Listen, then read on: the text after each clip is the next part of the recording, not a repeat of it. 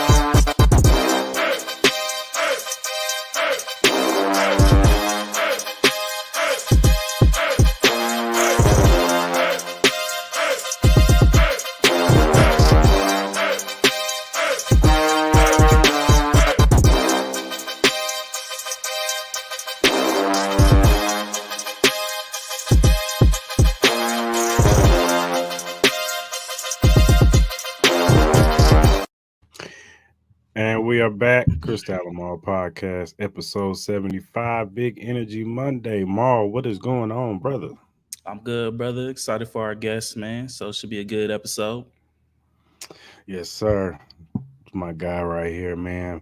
Part of Kingdom Cast, man. A fellow Chiefs fan is me. My guy, Boogie. What's going on, Boogie, man? Fellas, appreciate y'all having me, man. Long It's all time no good. see. Yeah, for sure, brother. You gotta chill out on these gang ups, man. It's too many damn Chiefs. Well, yeah, get some Raider fans up on here, man. I get some, man. Do a tag Some team match Raiders. or some shit, man. Real.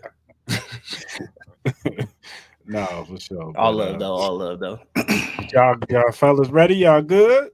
Let's Yeah, let's get go. it. All right, man. Let's recap this draft, man. Go ahead and pull this up real quick. First round, we all knew who was going first. I don't even know why anybody was discussing that. Caleb Williams to the Bears. You had Jaden Daniels going to the Washington Commanders. You had Drake May going to the Patriots. Marvin Harrison Jr. went to the Cardinals. Joe Alt went to the Chargers. Malik Neighbors went to the Giants. J.C. Latham went to the Tennessee Titans. The controversial Michael Penix Jr. going to the Atlanta Falcons. We'll get into that in a minute. Romeo Dunza going to the Bears. J.J. McCarthy going to the Vikings. And, y'all see the rest of it. I ain't about to read all of that. But what's y'all thoughts on the top 10? We'll start with you, Boogie. I think everybody thought it was a controversy, but I thought it was smart what Atlanta did. I guess I'm in a minority, but Kirk Cousins coming off a major injury, you really only gave him a 2-year deal. You get that young quarterback in, you let him chill this year. Kirk Cousins let you fight for a playoff spot. 2 years, you let him go. You got your quarterback of the future. I thought it was cool. Of course, Chicago, I mean, they got the quarterback and receiver duo for the next 10 years. They already got 2 good receivers. So I know my little cousin, a lot of the young folks is thinking Caleb is going to come out the gate and be like C.J. Stroud was last year. So if he's going to do that, of course, Chicago won it. I thought Chargers did good. They got they left tackle and they got they right tackle and they got another receiver because they lost all their receivers. So I thought Chargers did good. I think it was a pretty good draft, man. I didn't like what the Raiders did because I think Bowers is gonna be good. So I didn't like that either. But I thought it was cool, man. First round. Yeah, for sure. What's your thoughts, Mal? Obviously, man. It looked like everybody got panic mode with these quarterbacks, bro. Because I think a lot of these quarterbacks, they're reaching like Bo Nix, JJ McCarthy, even Penix to a degree. You know what I'm saying? Like, I gotta agree to disagree on the Penix pick. I think it was totally idiotic. You know what I mean? Especially after the comments that your boy made for the cornerback position, where he's talking about he didn't want to reach, but like my man, you reached for this quarterback. Like, you just signed. I get it. It's a 2-year. It's technically a 2-year deal, but you still gave him $180 million. It wasn't like, he just came off a bad season. Like, my man hasn't even played one down yet for this team. And then now you signing Michael Penix, who's a 24-year-old quarterback who you asking to sit for 2 years. You know what I mean? So I don't know. The timelines just doesn't match with this team. You need a lot of help on that defensive side. You have no pass rush. I think you need some linebacker help. Hell, you even need some cornerback help. All three levels of that defense need help, and you decide to pick Michael Penix at 8. Besides that, though, I know initially with the Raiders pick, I was a little initially confused because we did draft Michael Mayer last year. But it's not so much about Brock Bowers. It's just like, I know we had other needs. We could have got another offensive tackle. We could have got more defensive help as well. But overall, where he landed, I'm not mad though. After I slept on it, I get it. I understand it. There's real value with that pick. We could do the 2 tight end sets with Michael Mayer. Brock Bowers is a hell of a talent. You know what I mean? He's played in the slot before. He's played on the inside. So he can do all levels as far as like on offensive side. So I tend not to be too mad. I'm not mad at all with the pick, especially now that, we got the center or right tackle from Oregon. I think that was an amazing pick. It just showed kind of like the maturity that the Raiders organization has done. We didn't reach for nothing. We didn't do nothing stupid. We kind of just played it close. We didn't reach for a quarterback, like trying to get Spencer Rattler in the second round or anything like that. We played it cool. So I'm pretty cool with that. I agree with him. I agree with the Chargers. I think the Chargers did pretty well. The Bears, I think, look, Caleb Williams has the best set of receivers and offensive talent that any rookie has ever had. You know what I mean? So yeah, there's going to be a lot of pressure on Caleb Williams just with the light alone, where people always want to try to do the comparisons of him and Aaron Rodgers or him and Patrick Mahomes. That's a big thing you're asking him to do. But with that talent, that division is going to be probably one of the more entertaining divisions.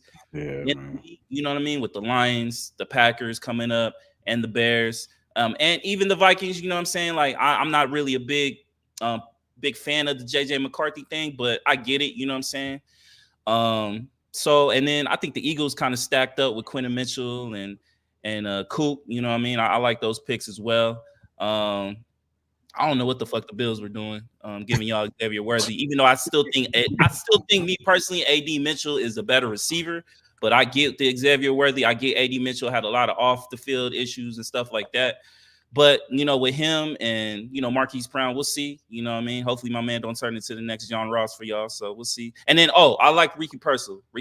I really like that pick too, because, there's a lot of, things going on with Debo and Brandon Ayuk and Ricky Purcell, man. That boy's nice. So overall, I'm not really no surprises minus the Penix one, honestly. That's the only thing that really surprised everybody. Yeah, I'm with y'all with the Bears. Like I said, Caleb Williams or Romeo Dunza. If everything shakes out right, they're going to be quarterback receiver combo for at least the next 5-6 years. You know what I'm saying? Because, how they don't like paying, these receivers nowadays. So, but they're going to be there for a minute. I like what the Cardinals did. Marvin Harrison Jr., they get what was that? They get Daenerys Robinson from Missouri, guy who could play inside and outside on the defensive line, and you get Trey Benson from Florida State, running back. Like, they stacking up, and I think they got some others, some offensive line help too. So I like what the Cardinals did. I'm not mad at what the Patriots did. You get your quarterback of the future. You get 2 receivers that can step right in and start with Kendrick Perkins and maybe even battle with Juju Smith-Schuster, because you don't know how he's injury prone. So you got 2 young receivers and Javon Baker. I forgot the other receiver they picked up, but yeah, I like what they did. The Michael Penix Jr. Look, if Atlanta wouldn't signed Jacoby Brissett or Gardner Minshew for 2 years and $15 million or whatever, and then drafted Michael Penix Jr., I'd have been like, all right, I get it. Yeah. You know what I'm saying? Right. Those are stopgaps. But you went out and paid $180 million to Kirk Cousins like he was your savior. Like that, you put that like, yo, this is the guy that's gonna take us over the hump. He's gonna take us to the promised land. I get what you're saying. Oh, we're not gonna get a top fit, and then that's not even guaranteed. that you're not going to get a top 10 pick. We don't know how Kirk Cousins is going to look out there when he get on that field on that Achilles injury. He could be washed up. Well, wouldn't that even work better to their point of drafting that quarterback though? I mean, I guess so, but I'm just saying, like, my thing is this, and I posed this to Maul, off camera. I said, what's gonna happen? Let's say, for sake, and I don't wish injury on nobody, but let's say Kirk Cousins, he plays the first 3 games and he gets hurt. And he's out for a significant time. And Not to Michael get hurt Penix if he Jr. plays bad. If he plays bad. That too, but I'm just the scenario of he was playing good the first 3 games. He gets hurt. He's out for a significant time. Michael Penix Jr. comes in for 5 games and looks like C.J. Stroud. You going back to Kirk Cousins? No. So that makes it even better that you made that decision because then you can still trade Kirk Cousins. Why'd you give him 180 mil though? That's what I was saying. Why you give him 180 though? Y'all don't think so? I agree, John. Commanders had a good draft too. Go ahead. Dude, nah, I don't think so. Not with the value that you paid for him. No one wants that contract. I think the Raiders will go after Kirk Cousins if Kirk. Nah. We assuming this. Hold on. We assuming this year that scenario plays out, right? Mm-hmm. Yeah. So then Cousins, another year off that injury, we say, you know what? They go with Penix. We know they go trade Kirk Cousins. You telling me no quarterback needy team would trade for Kirk Cousins in that contract? I just don't think you're gonna get what you think. And then on top of that, let's say Chris is right. He does get that injury. Then that's another added on injury problem that goes along with the Achilles. You know what I mean? And then on top of that, he's an older quarterback. Like right now, you're positioned to win now. So if you're trying to win now with the pieces that you got, you signed Kirk Cousins because you believe you can win now. Why are you getting Penix? Like, I would understand it if it was like the 3rd round, like if he dropped to the 3rd, 4th, you get Penix as like kind of being like a backup security. Cool, I get it. But for your 1st round pick and that 1st round pick, no way, man. You got to get one of these defensive players, dog. You could have got Brian Murphy. You could have got more old. Yeah, you know what I mean? One of the cornerbacks to help out to pair up with AJ Terrell. You know what I'm saying? Like, I think you have so many other answers other questions you need to be answered besides a backup quarterback. To me, that's just me. You know what I'm saying? Yeah, I agree, man. Because they made it seem like it was win now mode. They almost went all in like they did with the Rams, like the Rams did with Matthew Stafford. They was like, "This is our year. We going to the Super Bowl. We going all in," and that would be like draft when they traded for Matthew Stafford and then draft the quarterback that year early. It would have been like, what has the Falcons did to go all in besides signing Kirk Cousins though? I mean, because what have we've always said about the Vikings? If they had a quarterback with these weapons, they'd be all right. That division is weak. That division is weak. Like since the Saints, you ain't putting no faith in Derek Carr. The Bucks and then the Panthers, like this is a winnable division, you know what I mean? And then once you get into the playoffs, we know anything can happen, man. All it takes is an injury, a missed call, bad call, a fluky ass play, and the next thing you know, the Falcons in the Super Bowl. You know what I mean? So like you really just kind of like, because now like you have like literally that offense is going to need to score 35 plus points to even have a chance to win a game. You know what I mean? So you're not getting no pressure. AJ Terrell is literally on the island by himself, so he ain't gonna look as good because they ain't getting no pressure on the quarterback. They're gonna be throwing like, you know what I'm saying, like it's Madden on Ricky mode. You know what I mean? So like you have this opportunity to really build your defense up with some strong pieces. You decide to take Michael Penix. I just don't think it was an important need at that time. You know what I mean? Especially you just signed Kirk Cousins. And then another thing is that it's not just the Michael Penix move. It's like they second pick was kind of a reach with Rukio. I don't even know how to say his name, from Clemson. Like nobody was talking about this dude, and they pick him. And there was some other guys on there that they could have picked up on that defensive line. I don't know, man. I didn't care for the Penix pick. You know what I'm saying? Maybe it works out at the end, and we got egg on our face at the end of the day. But it is what it is. But Boogie, you about to hate me on this one, dog. I got to make a declaration. Here we go. Damn Bengals. They actually had a good draft, man. They actually had a good damn draft, man. I seen that report today that said the Chiefs actually want to trade up and get Mims too. Did you see that? Yeah. Yeah, I heard that too. Um, they played it smart, you know what I'm saying? Because I thought they was gonna get Brian Thomas Jr. Hmm. I just knew they was gonna pick him, so you know what I'm saying to alleviate them from losing T Higgins. But they played it smart. They got some offensive line because they got to protect your boy because he Yeah, get hurt yeah, in a lot. yeah. He get hurt a lot. Um, so yeah, I gotta give them their props. They did good. I like LA Rams, man. They stacked up on that defensive line. Jared Verse Jared and Verse, yeah, Fisk. yeah. They got two guys from Florida State on the defensive line. Hmm. So you got two guys that know how to play with each other on that defensive line. So it don't get no better than that, man. Uh, of course, I love Xavier Worthy. You know what I'm saying? I think he fits our system.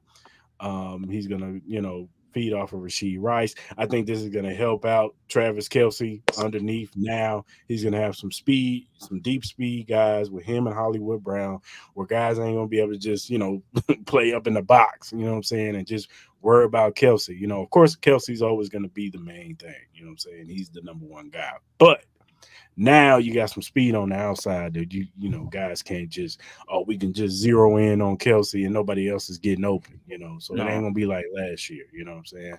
no, Um yeah. so I do like that. I like the Nate Wiggins pick. I thought Baltimore always has a good draft. So I thought Baltimore had a good draft too. Um of course San Francisco, they always have good drafts. Um Oh, and I actually like the Panthers draft too. I like what they did too. They stacked up and they got some weapons. They finally got some weapons for your boy Bryce Young. So we'll see. We'll see, man. Yeah. I thought it was a good. I thought we did good. I thought the draft was great, man. You know what I'm saying. Also, like our left tackle Boogie. You know what I'm saying. We got a tribal chief on the defense on the offensive line, baby. You know what I'm saying. So I was real happy with what the Chiefs did all around, man. what you think about the tight end we got? Wiley. I think that's gonna be interesting. Remember how we was using slipping my head right now, our tight end kept getting hurt, 6'7". Oh, Help Jody me out. Forson. Jody Forster. Thank you, thank you. Yeah, you Hmm. see how we was using him as a mismatch. I mean, dude, he got the body type. We know Hmm. Andy Reid can scheme him up a couple plays. I'm cool with Yeah. it. As long as Blake Bell is not on this roster no Mhm. more, man, you know what? I'm a happy man. I'm Right. good. Right. And that Jaden Hicks, I'm excited for that kid, man. That dude gonna be flying around. You know what I'm saying? He's a Vegas dude. He went to Bishop Gorman out here, so you know what I'm saying. I'm definitely rooting for that dude. Yeah. So So I like that pick. what's sorry to cut you off. What's y'all Huh? like? No, don't show your chief. Don't show your chief fandom, but honest answers, dog. What do you make of what the Bills did, trading back? You know, what I mean, getting Keon Coleman, their whole draft. Like, what's your assessment on the Bills? Here's the thing about the Bills. Look, I know look, it looks foolish because they traded with us and they allowed, what I'm saying, us to get Xavier Worthy. You know what I'm saying? And that's what everybody's gonna remember. And that's what this draft is gonna come down to. If Keon Coleman is a bust and Xavier Worthy isn't, that's gonna look bad. That's gonna look like the Mahomes trade when we Yeah. traded up to go get Mahomes. That's what that's going to look. Even though it worked out for them because they got Josh Allen. Say what you want about Josh Allen is a top tier quarterback. We're not going to do that. But Hmm. I'm just saying, like, it's going to look bad, or it's going to look like the Trent McDuffie and Elam thing. Us going ahead of them to get Trent McDuffie. It's going to look like that. You know what I'm saying? So it's going Yeah. to come down, and it could be a win-win. Xavier Worthy could be great. Keon Coleman can be great, and it could be a win-win situation. And Buffalo made out good. And also, I actually like the other pick, the Dwayne Carter dude. You know what I'm saying? He's actually got high upside as a pass rusher.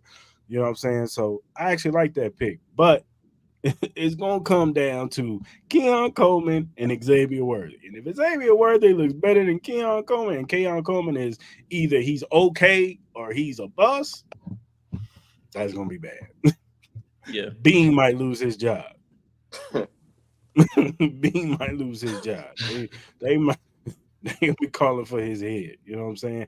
And look, Keon Coleman look like he's gonna be a good dude for for Buffalo. They gonna love him out there. His press conference, you know what I'm saying? If you watched it, he's already ingratiating himself with the press, with all the people out there. So you know what I'm saying? I know, Buffalo's one of our rivals, but I do root for Keon Coleman. I hope he, you know what I'm saying? I hope he does good because I always want to see the brothers do good. But Right.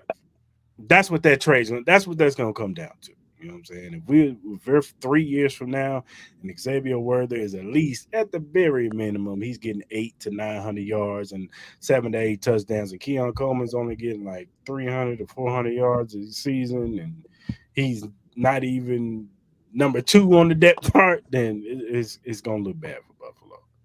That regime's gonna get fired. Everybody. So, Yeah. what's your thoughts, Boogie? I think, I mean, I know as Chiefs fans, it seems crazy, and for Maul not being a Chiefs fan, you think it's crazy because you like we rivals, but I really think Buffalo is really like business is business. If we can get more picks, you see, like John was saying in the comments, Buffalo got so many holes now, man. That's Like true. they need more. They needed more draft picks. The Chiefs, we didn't have as many holes and as many positions open, so we didn't need them as much. So, I mean, you got to do what's best for your team. I think Buffalo, like you said, I think they're gonna be cool with it too. I think Keon Coleman gonna be good, but Yeah. like you said, it's gonna always be the comparison with the Mahomes and that trade, and then like you said, the McDuffie trade. Just because we did two major trades with them, and we already see how both of them turned out, it's like, why would you do it for the third time? Yeah. No, that's That, all. that Yeah. so I understand that, but to me, I think Buffalo is like business is business. We got they got that connection. McDermott, he used to be a work with Andy Reid and all that, so they got a good communication. But you got to do what's best for you, man. It does seem crazy to keep happening. Maul, I know how it looks. It looks crazy. No, it looks wild, but I agree with you though. I do agree with you. They do have a lot of holes. So at this moment in time, you rather get more picks. I know they were kind of like, in the bottom of that bag trying to get some picks. You know what I mean? So I agree with it. I'm just like, out of any team, why continue trade with the goddamn Chiefs, bro? Because it's just like, if you're a Bills fan, you got like, you doing this again, and we already see the two results that has caused us to go through all this heartache and stuff like that. And then on top of that, it's like with Josh Allen, you still gonna be in win now mode in a sense, because you like, look, we don't know how many more great years we're gonna get of Josh Allen, especially how much he puts his body at risk every time. We don't know his mentality, if he's willing to go through a whole nother rebuild. I'm assuming he's gonna stick it through. I'm assuming he's more of like, I want to stick with one team and all that. But nowadays, we don't know what these athletes are thinking. You know what I mean? He can just be like, I'm burnt out on the Stephon Diggs shit. I'm burnt out on our direction. Like, we came so close to beating y'all, games that we should have won but couldn't come up close. And a lot of that has to do with Josh Allen. He's gonna get some blame in this too, a lot of blame. But sooner or later, man, these players are gonna get burnt out. And he's like, man, get me out of Buffalo, trade me to Dallas, trade me somewhere else. I don't know. You know what I mean? So it's kind of like the Bills gotta find that fine line of rebuilding and still maintaining the win now mode aspect, I was actually surprised they didn't fire McDermott though. Me too. Like I was surprised by that. I was too. I thought he was gone, especially when the 9/11 shit came out. I was just like, damn. Yeah, they gonna get rid of him at the end of the season.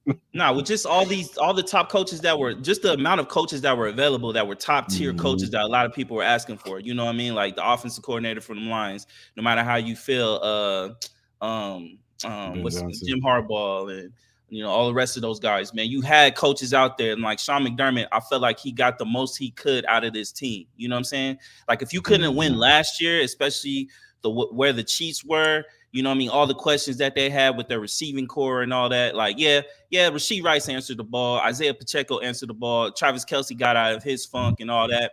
And the defense played amazing. But that was the time to beat the Chiefs. Like, you know what I'm saying? As far as like having some kind of like leverage over them. Now, you guys got Xavier Worthy now, Marquise Brown, Travis Kelce, you know what I'm saying? He is getting older, but he's still producing at a high level. Patrick Mahomes is always going to produce at a high level.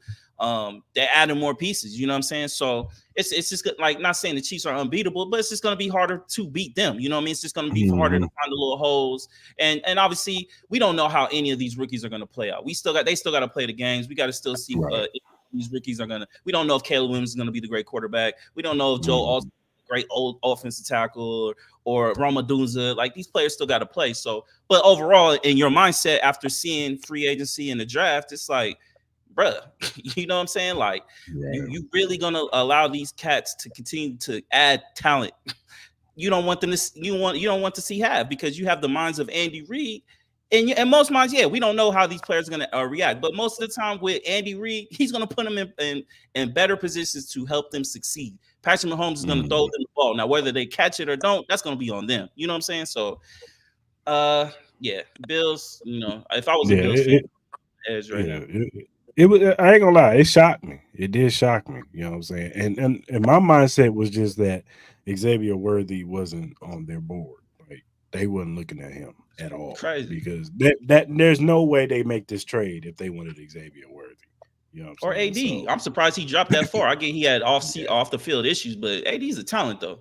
I think he really is a talent. And I don't even think, and the crazy part is that off the field stuff didn't come up till like last week. Like, it wasn't like something that they was talking about. Oh, well, you got to watch out for this. They weren't even talking about that in the combine. By the combine, usually they tell you what's going on with these dudes. You didn't hear nothing in the combine. Oh, he interviewed bad, or he did this bad, or all they said was the man had diabetes and his blood sugar with being somebody with diabetes. I know how that is. You know what I'm saying? It's hard to maintain that. You know what I'm saying? So, yeah. On another note, though, a whole nother conversation needs to be had on how do these guys get to leak this type of information? And they don't even get to stand on this at all. Like, how could you say something like that, make this dude drop, and nobody can just put a name on that and stand on that, man? That's crazy. Shout out to Chris Ballard. Shout out to Chris Ballard in his press conference. If you haven't seen his press conference, he said the same exact thing. He was like, these dudes are 21, 22-year-old. He was like, put a name on it. Put a name on whoever put these reports out. You know what I'm saying? Y'all doing this to these kids like that. This is a good young man. Because he transferred from Georgia to Texas to be closer to his daughter. Yeah, that's come crazy. on, man.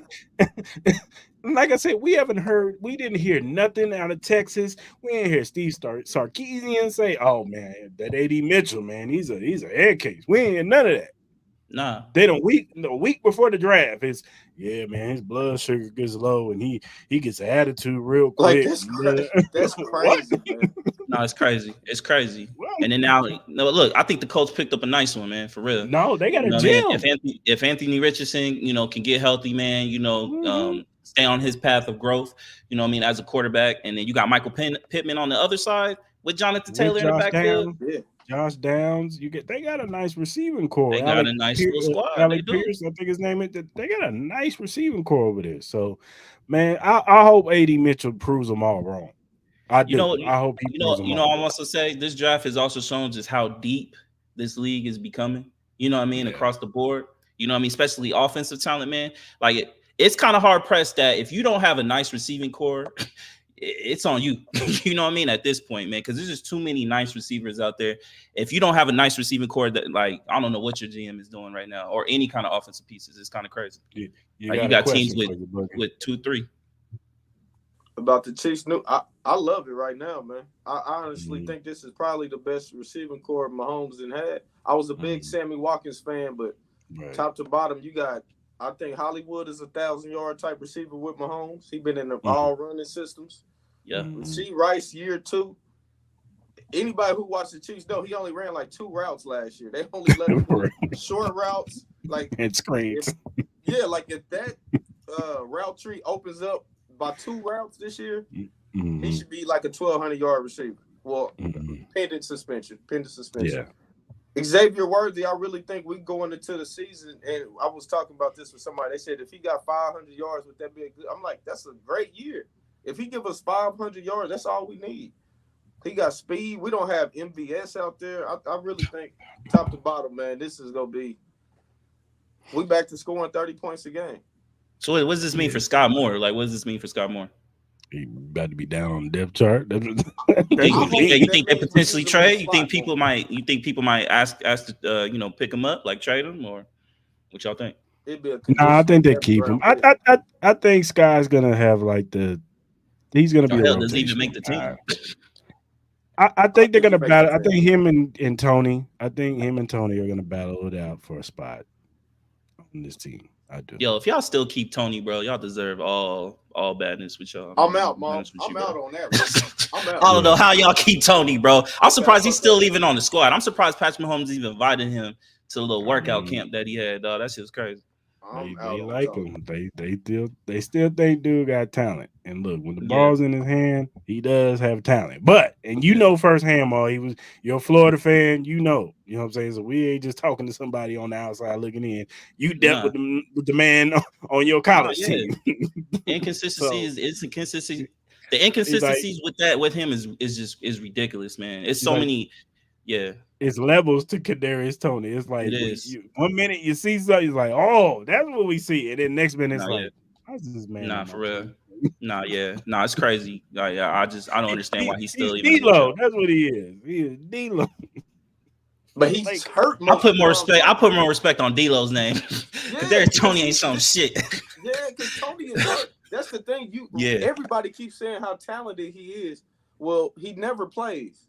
But then when he plays, he's not consistent. So even he has talent, he's dropping wide open catches. Yeah, he is. It's all mental, man. Nobody's questioning his talent at all. Nobody. He's so talented. I still don't want him on my team because he's just up here. Yeah, he just don't look like he know what he's doing sometimes. You know what I mean? Just like it look like he's just out there, just winging it. You know what I mean? Sometimes when you watch him play. So it's just crazy. Like I don't know, man. But overall with my Raiders, man, I'm excited, man. Obviously, we're looking to get tougher, man. We're looking to build inside out. So obviously we didn't get the quarterback that we wanted. That's still the piece that we're missing. So, we still got a long way to go. I'm not going to sit here and proclaim that we're going to be, in the Super Bowl, but hopefully we can contend for the playoffs, man, and push through, and hopefully we find a quarterback next year. So but overall, I'm excited for what we did. For sure. I think Raiders gonna fight all year though. I love Antonio Pierce, bro. Like I do too. I hated y'all signed him long term. Like I did not want y'all to keep him. I really think he is if they just stick with him and get him a quarterback, like you said. It might not be this year. Yeah. But just don't fire him because he had a bad year. Nah. Just because y'all don't make the playoff. Yeah. Stick with him, get him a quarterback, and he's gonna be all right, man. I really do believe that. All bullshit aside, man. Fuck all the fandom shit. But real talk, like me and Chris even had these conversations where, like, even where the positions that we've been in, I feel like we've still given you guys the toughest opponent as far as within our division. You know what I mean? Like, we giving y'all the most grief. We've been able to go inside and beat y'all in your home, in the Arrowhead, and I think that's tough as fuck to do. You know what I'm saying? So. As I said, man, we're taking baby steps at the end of the day, man, to try to establish to where you guys are at. You know what I mean? So I'm excited. I know it's going to be a slow pace. Give Antonio his time. If we can just get this quarterback situation squared out, man, we're going to be dangerous, bro. We're going to be right there with y'all as far as like competing to get to the AFC Championship, I believe. And the Broncos still suck. Yeah. Yeah. Facts. Yeah. Facts. Bo, Nix. Bo is crazy. And he got his at least he got his receiver. At least he got Troy Franklin to go with him. That might be the second biggest lead next to the Penix thing, the Bo Nix thing. I don't get the panic mode with the quarterback situation. I don't get it, man. They just started flying off the board higher than I thought they would. And what makes it so worse is that your boy Sean Payton thought he fleeced Minnesota. He got in their press conference like, because we got him. It's like, what? Right. No, you didn't. Minnesota's I'm willing to bet that Sean Payton experiment does not work. I'm willing to bet anything y'all want to bet on that. It's not. I'm with you. We've been on this pod. We've been on this pod numerous of times and said that Sean Payton is kind of overrated. Man. He's kind of overrated. Okay. He's kind of overrated. They call him the quarterback whisperer, but how do you whisper when you have Drew Brees? Drew Brees was already Drew Brees before he got. Yeah. Yeah. He just had a shoulder injury, and a lot of people were scared of that shoulder injury. But he Mhm. was already doing this with the Cardinals. I mean, with the Chargers. So Yep. what are we Yeah. doing here? Like, Nah, come on. yeah. They're gonna be at the bottom of the barrel of this division for a while. Cause For sure. like I know we've always said with the Chargers, like every year they always say they're the most talented team, and we all knew they were going to be 8-8 or below. Like they're going to be a 500 team or below because we knew they weren't going to amount to the hype that they were given. Now with Jim Harbaugh, I know it's going to take a couple years, but I know eventually they're going to be a tough team too. You know what I mean? They will. Jim gonna get them right. I ain't gonna lie to you.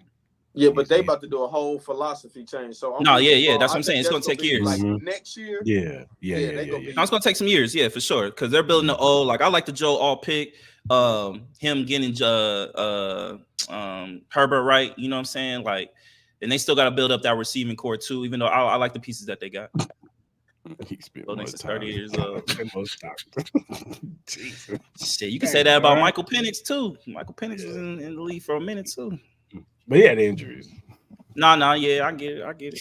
Yeah, injuries. Man. You can see Michael Penix is gonna be good though. Facts. Go, congratulations to all these brothers, man, for getting drafted though, man. Yeah, man. Your lives have changed, man. You know what I'm saying? Prove all the ones that drop, prove them wrong, man.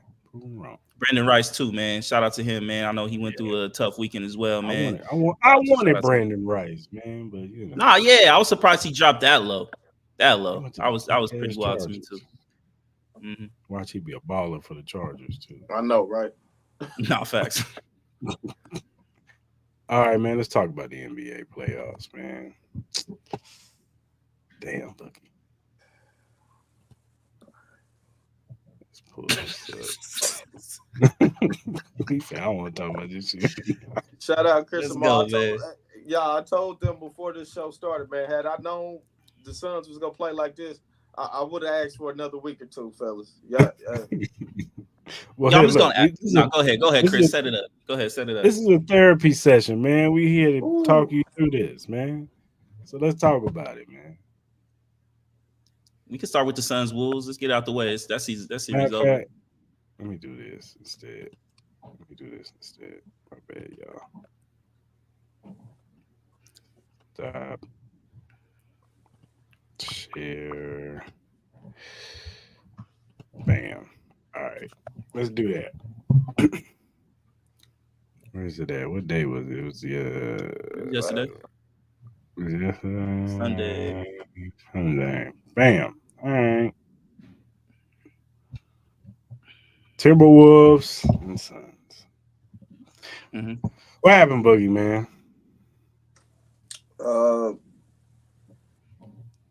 Minnesota just defensively, I would say Minnesota's defense, they did a very good job just switching and defending them stars. Anthony Edwards, it was his coming out party. That dude's a star, man. I think Minnesota's role players, you got to give them credit too. Besides Anthony Edwards and Cat McDaniels, Conley, all them players, Reed, like all those players played their role. They made knockdown shots. They all played defense. And then I think on Phoenix side, I think the continuity just with Phoenix, they just never really got it this year with Bill, Booker, and KD. I think Vogel's getting fired probably before this episode's over. He's out of there. He just didn't do a good job yesterday in most of the season of using the big three how they should be used. It's gonna be tough for them going forward, man. We're gonna see. Said maybe Bradley Beal. Bradley Beal had a horrible game. Offensively, he fouled out. He had horrible turnovers. Like Bradley Beal just gotta get healthy and he gotta get used to playing with these two other stars. We'll see what happens. It's already whispers and stuff going on. So you know how the NBA works. Mm-hmm. We'll see if this same big three can keep it going next year. I think Minnesota is going to be a tough outing for whoever they play next. They going to play Thunder next if Thunder win, right? Nah, they would. Yeah. I think. No. They would play I think they play. Let me see. You know what? Thunder They was the play. number They one play the seed. Nuggets. They will play They the play They the Nuggets. play Nuggets. Nuggets and Nuggets are And like, no, Lakers. hold They on, playing the the Lakers too. Come Chill, on, chill, Mom. You motherfucker. see how slick he is, Chris? Chill. Chris, Yo, you see chill. how slick this dude is, man? Try to throw the cart before the horse, dog. Nuggets That's or the crazy. Lakers. Man, we'll get to the Lakers soon. Hold on, we'll get to the Lakers soon. Yeah, so Go I ahead. think Minnesota, they're gonna be a tough outing for Denver, especially if Murray not healthy. But it's about to get interesting in round 2, man. Look, What's your thoughts, Mom? I'll say this about the Timberwolves Suns thing. I'm gonna be honest with you. I never really was a fan of the whole matchup. I thought with KD and Book, they were set. I don't agree with the Bradley Beal trade. It's gonna be hard to trade him too with that contract. And then the way he just ran off the court and did that whole thing with the coach, man, I think that shit was kind of weak, man. You played terrible all series long. You was getting cooked on the defensive side like you always did, and you didn't even show up on the offensive side. The only way for this Suns team to be able to make any kind of moves, they're gonna have to either trade KD or Devin Booker. Like I know Stephen A. Smith says something where Devin Booker was interested in going to the Knicks. You know, I'll believe it when I see it type of situation. But it's gonna be tough, man. They got outclassed in every type of way. Like KD played really, really good. Devin Booker had 40 points last game, and they still couldn't win. You know what I mean? So, and then I think the sleeper thing was them letting go of DeAndre Ayton for trading him with Nurkic. I thought that was terrible because at least with Ayton, I know he was kind of like hot and cold with his emotions and being kind of like into the game or not. I get it, but talent-wise, defensive-wise, like he would have helped a lot in this series, especially with how big the Timberwolves are. And then obviously with Grayson Allen being hurt too, I think that affected it. He was like the leading three-point shooter in the whole NBA. So it's not really looking good. I agree with you. I think Frank Vogel is out of there. He's gone. With the Minnesota Timberwolves, man, the crazy thing about the Timberwolves was like the last couple of years, they've been known for not being able to close games out in the playoffs, especially the big high key games.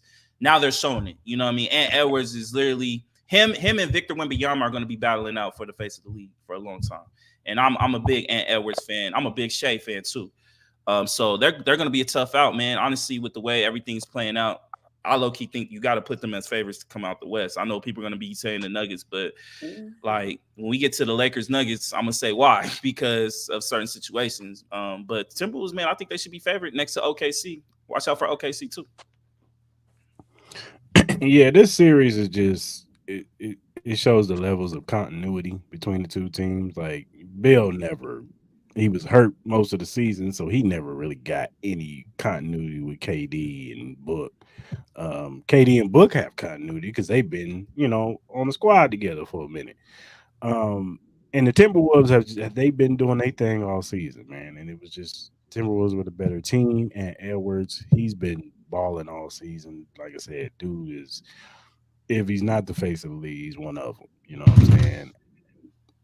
It's just simple and cut and dry as that. Timberwolves are just a better team. So I don't know what happens with the Suns after this. I could see a situation where KD gets traded. I could also see a situation where Book gets traded. I think one of the two are going to be gone. I do. So if I'm at HB, I'm calling the Knicks, trying to get as many first-round picks for either Book or KD. That's the only way. mm-hmm. That's the only way. Yeah. Yep. All right, man. Let's talk about your Lakers, Mom. Yeah. You have the floor. So look, after what was it? What game was it? Thursday, Friday. Yeah, man, I was about to go off on today, man. I was really about to go off like biblical proportions.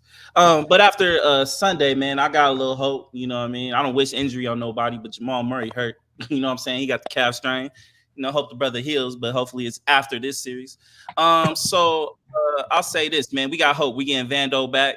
It looks like, we got Christian Wood. I'm still not really too happy with the way Darvin Ham's doing our rotations. I hate the Dinwiddie, Gabe Vincent, D'Angelo Russ with Torian Prince and LeBron James combination. That shit is nasty work. Get that off my screen. That's crazy, bro. Like, but overall, man, our bench and our role players stepped up. That was honestly the key. I think that's been the key of this whole entire series. Like Michael Porter Jr., Aaron Gordon, KCP, they've all been really consistent as far as making their shots, minus the last game. They've been really consistent. Like Rui, Austin Reeves and D'Lo, they got to step up for us to win this series. You know what I mean? So we'll see what happens tonight. Obviously, Jamal Murray. I expect Jamal Murray to play, but this is going to have to be one of their best games they played all year if they want to be able to take this to Game 6, honestly. So I'm excited, man. I'm going to hold out hope, man. Hopefully we don't go down tonight. But with the Nuggets thing, this is the reason why I say the Minnesota Timberwolves should be favored. Because the way we've been playing and we lost these games, we've been up every single game. If you look at the minutes that we've led compared to the Nuggets, it's crazy right now. It's pretty insane why we're down. We were down 0-3. I think with the Timberwolves, they got the size, they got the matchups for Nurkic. Not saying you're gonna stop Nurkic, but you got the ability to throw a Rudy Gobert and Anthony Edwards. Not Anthony Edwards, Karl Anthony Towns, and Naz Reid. You have those three players to add on, even including maybe a Jaden McDaniels if you want to kind of switch up the look. You know what I mean? You got Jaden McDaniels and Anthony Edwards to be able to guard Jamal Murray. I mean, I think their matchups just fit perfectly. If no one gets hurt, I think the Timberwolves are set to make it to the NBA Finals right now. And I just think the Nuggets they just don't have the depth that they used to. You know what I mean? Though with the key players that they lost last year on the offseason, I think it's going to start to show, especially if Jamal Murray is dinged up. What's your thoughts, Boogie? I like some of the stuff Miles said. His Laker favoritism is popping out, but I do think if Murray is hurt, and we know with his history of injuries, if he is hurt and it's gonna compromise him missing any games, Lakers legit got a chance. I think regardless, Lakers got a good shot tonight to win. To be honest, it hurts me to say, but I definitely don't think they'll win the series if Murray is healthy. I ain't mad at that. For I ain't sure. mad at that. We'll see, man. Y'all got any thoughts on the other series, any games? Pacers wrapping that up. It sucks to see Dame and Giannis out. I still think the Mavericks going to beat the Clippers. I thought you got your one great James Harden game that you're going to get in the series. They shot lights out. Luka, even though he's getting 30 points, he still hasn't really had a Luka style game. Kyrie's going off too. So and then the Knicks, I think the Knicks going to wrap that up as well. Yeah, I'm with you on the Knicks. Like you said, Pacers, that Bucks pack is going up. I think Dallas was down 30 and almost pulled that off. Yeah. If they would have won that, this series was going to be over. Mm-hmm. I still think it's going to be over. I got Dallas. I think Luka, like you said, he haven't been playing like Luka. But after hearing them comments about Kyrie after this last game, I think we get a usual Luka performance and they win this next game. Yep. In this series. Agree. For sure. All right, fellas. Good stuff. Now, Mom, I'm going to let you lay this one up because I'm sure you got some players that you want to have a conversation about. Look, I'm going to say this, man. I think people are overhyping Jason Tatum, dog. I get it. Bro. I get it. I'm saying this, man. Like, what does this man do that's great? What does he do that's great? He's an okay shooter. Like, I think he's cool. I don't think he's like one of the greats. He's very streaky with the three. Defensive wise, he has his moments, but I've seen him get beat quite often. Closing out games has been terrible for him. Like, that's the reason why the Celtics don't have a chip already. My thing is, like, people putting him as like a top 5 player in this league. I really don't see it. I really think he's more close to the 15 to 20 range for me. So what's y'all thoughts on my idea with Jason Tatum being a little overhyped? Go ahead, Boogie. I'm a Jason Tatum fan, but he's not a top 5 player. I'm not a fan like that. I think he's a top 10-ish, 10 to 12 player, yes. But he's definitely not a top 5 player. I think, and I know if Boston don't win this year, they need to blow it up too. But I really just think him and Jaylen Brown, I said it last offseason. I thought it would have been smarter if Dame would have went to the Celtics for Jaylen Brown. It would have been better. I just think they can't play off each other as good as they could if somebody else was there with Jason Tatum or with Brown. But yeah, I don't think he's overhyped. I think he's a good two-way player. He can get a shot. He can whenever he want to. He can shoot. I mean, who? If we saying he's overrated, who are we saying are these players, younger players, or players better than him? Period. I would be curious to know who did you would have? take. I would take SGA over him. I would take Victor Wembanyama over him. I would take Anthony Edwards over him. I would take Luka over him. I've seen more clutchness out of Trae Young than I've seen from Jason Tatum. Ma. Yes, I have. That's a fact. He's just not a bigger player. That's the only thing is size with Trae Young. But besides that, if in the clutch, who would you rather have, Jason Tatum or Trae Young? Ma, be honest. Hold on, Ma. I want to apologize for cutting you off. No, you good. I was saying you crazy for saying Trae Young is better. I'm not gonna say he's more. I'm talking about clutchness. Like I'm talking about a sense of Trae Young may have hit more clutch shots, but I'm not taking Trae Young overall over Jason. No, I'm not saying I would take him overall. I'm just saying clutchness. Okay. Like Jamal Murray. Would you rather have Jamal Murray or Jason Tatum? Jason Tatum. Over Jamal Murray? Are we just talking clutchness or no? I'm talking about overall player.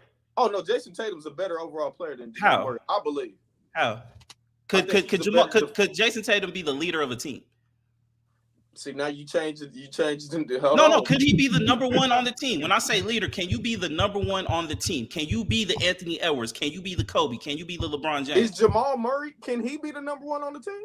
I think he could. I think he could be more so than Jason Tatum. Oh no, I don't. Yeah, I don't agree with that. I've seen it. I don't even think Jamal Murray. It's gonna always be the injury thing. I don't think him being the number one player on your team. No, I don't think he's taking the team to the finals. Jamal Murray, no. I'm just saying, Jason Tatum has had a lot of help in his career. He's had the Jaylen Browns, he's had the Horfords, he's had the Kyries, he's had the now he has Chris Stapps, and I haven't seen anything. Like he hasn't won, but they've been to the finals. They've been to Eastern Conference Finals. That's cool. That's cool. Like it comes a point in time where you got to start producing, and it's not like he's producing and losing. It's like he's having terrible games and they're losing. Like Jaylen Brown was the better player in that final series in Golden State. He was the go-to.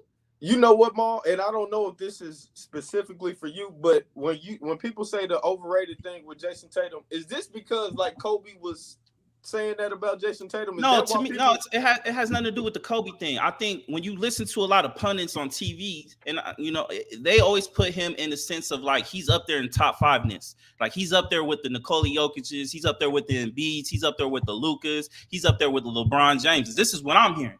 So when you're putting him on that pedestal, I'm trying to look for it and see it. I don't see that. That's what I'm saying. I think he's still a really good player.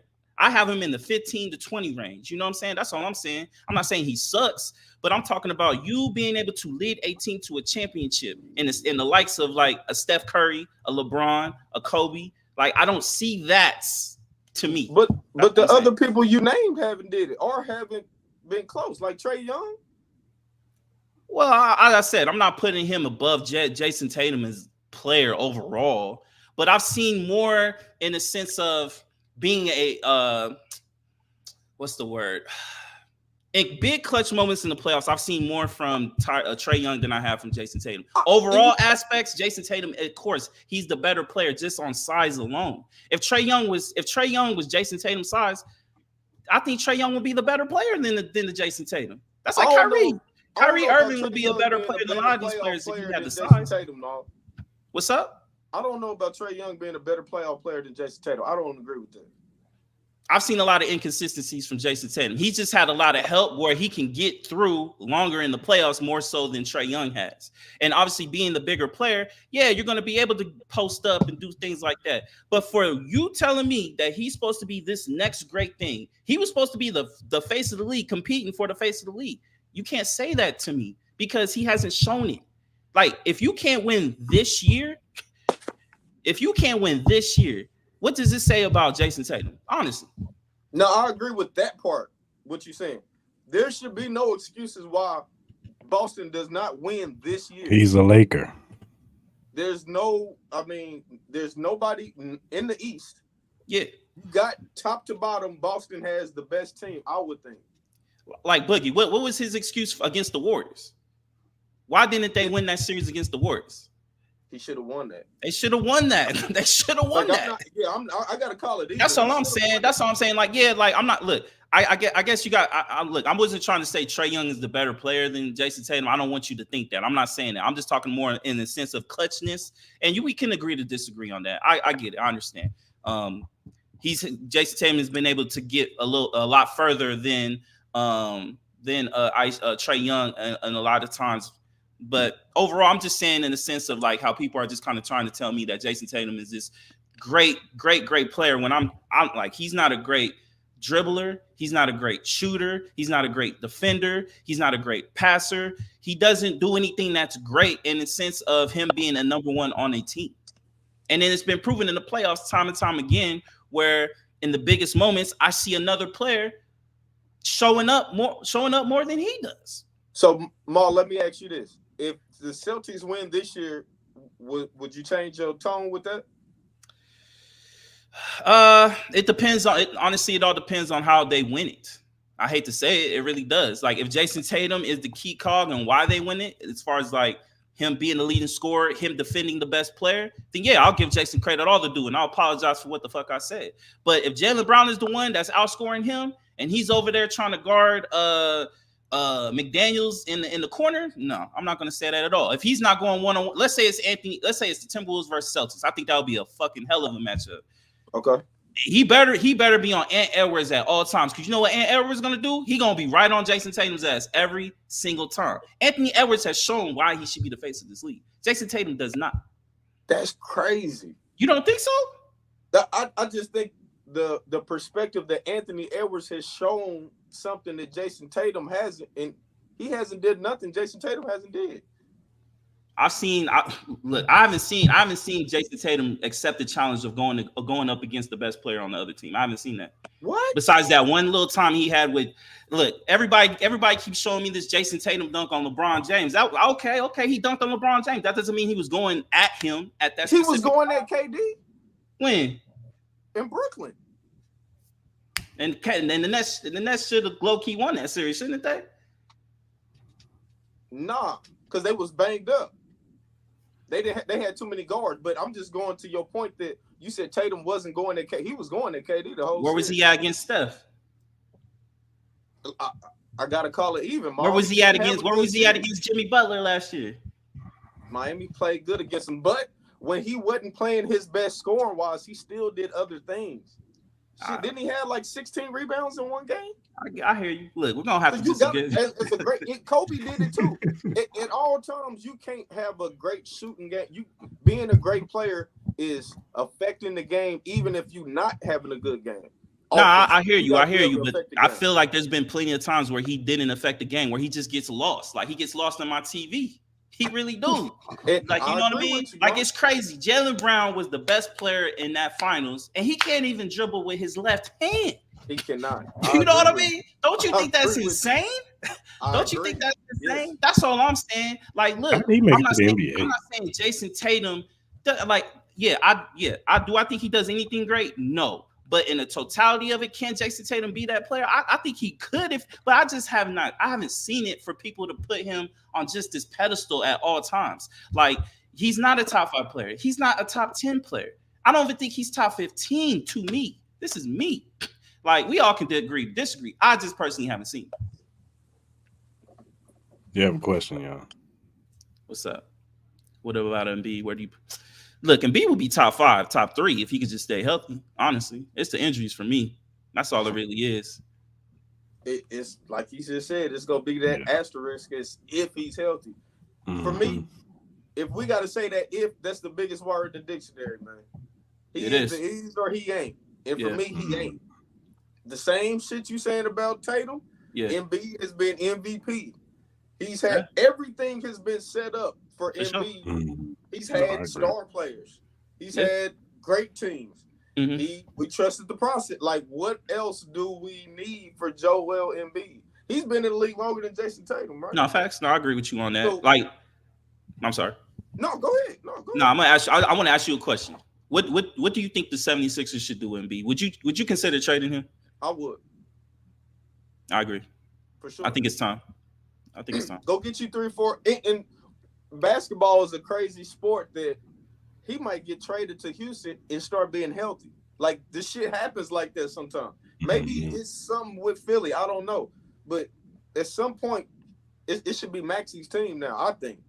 Go get your 4 first-round picks. Let's build around this youngster. We know he can score. We know he can keep getting better. I'm trading him beat. I know everybody's, you go get your 4 first-round picks, man. Try to go get lucky, man. No, I agree with you. I think it's time. Yeah, I agree with you. I really think they should go ahead and build around Maxey. Go ahead, trade him to Houston. Go ahead, trade him to the Knicks. Get as much first-round picks as you can. You got a lot of young players coming up in these next couple of drafts that I think can make some noise. I'm a big fan of Cooper Flag. I'm a big fan of some of these other players coming from overseas as well. So I think it's time, man. With that whole situation, you kind of saw with Joel Embiid calling out the Sixers fans after this last game, where the Knicks fans kind of took over that whole arena. You never really see that in Philly, bro. It'd be kind of like, yeah, you see other fans there, but not like that. Like, literally, it sounded like the Knicks fans were louder than the 76ers fans. You know what I mean? And it's not like they're getting blown out in this series. Like, they have a chance, you know what I mean? Minus a couple missteps here and there. Hell, the 76ers can be up 3-1. You know what I mean? So, yeah, I think you could kind of see the burnt and be getting a little burnt out, man. You know what I mean? I really believe that. For sure. Anybody else, Mom? Nah, man. You got anything else, Bug, on the NBA? I'm good on the NBA right now. I told you, I'm still a little hurt, man. I'm still a little hurt. I'll take that. Hopefully, Jason Tatum proves me right, because, like I said, I like Jason Tatum. But what you're saying, I understand. Yeah, that's all. To win this year, I'm 1,000% with you. Yeah. We'll see what happens tonight, man. Hopefully we don't go to Galveston like Chuck said with y'all. You know what I'm saying? No, and I just say my boy Matt just say, if Denver not 100%, Mal was saying it earlier, I think we all in agreement. If he not 100%, I don't got Denver beating Minnesota. OKC or Minnesota winning that. No, not at all.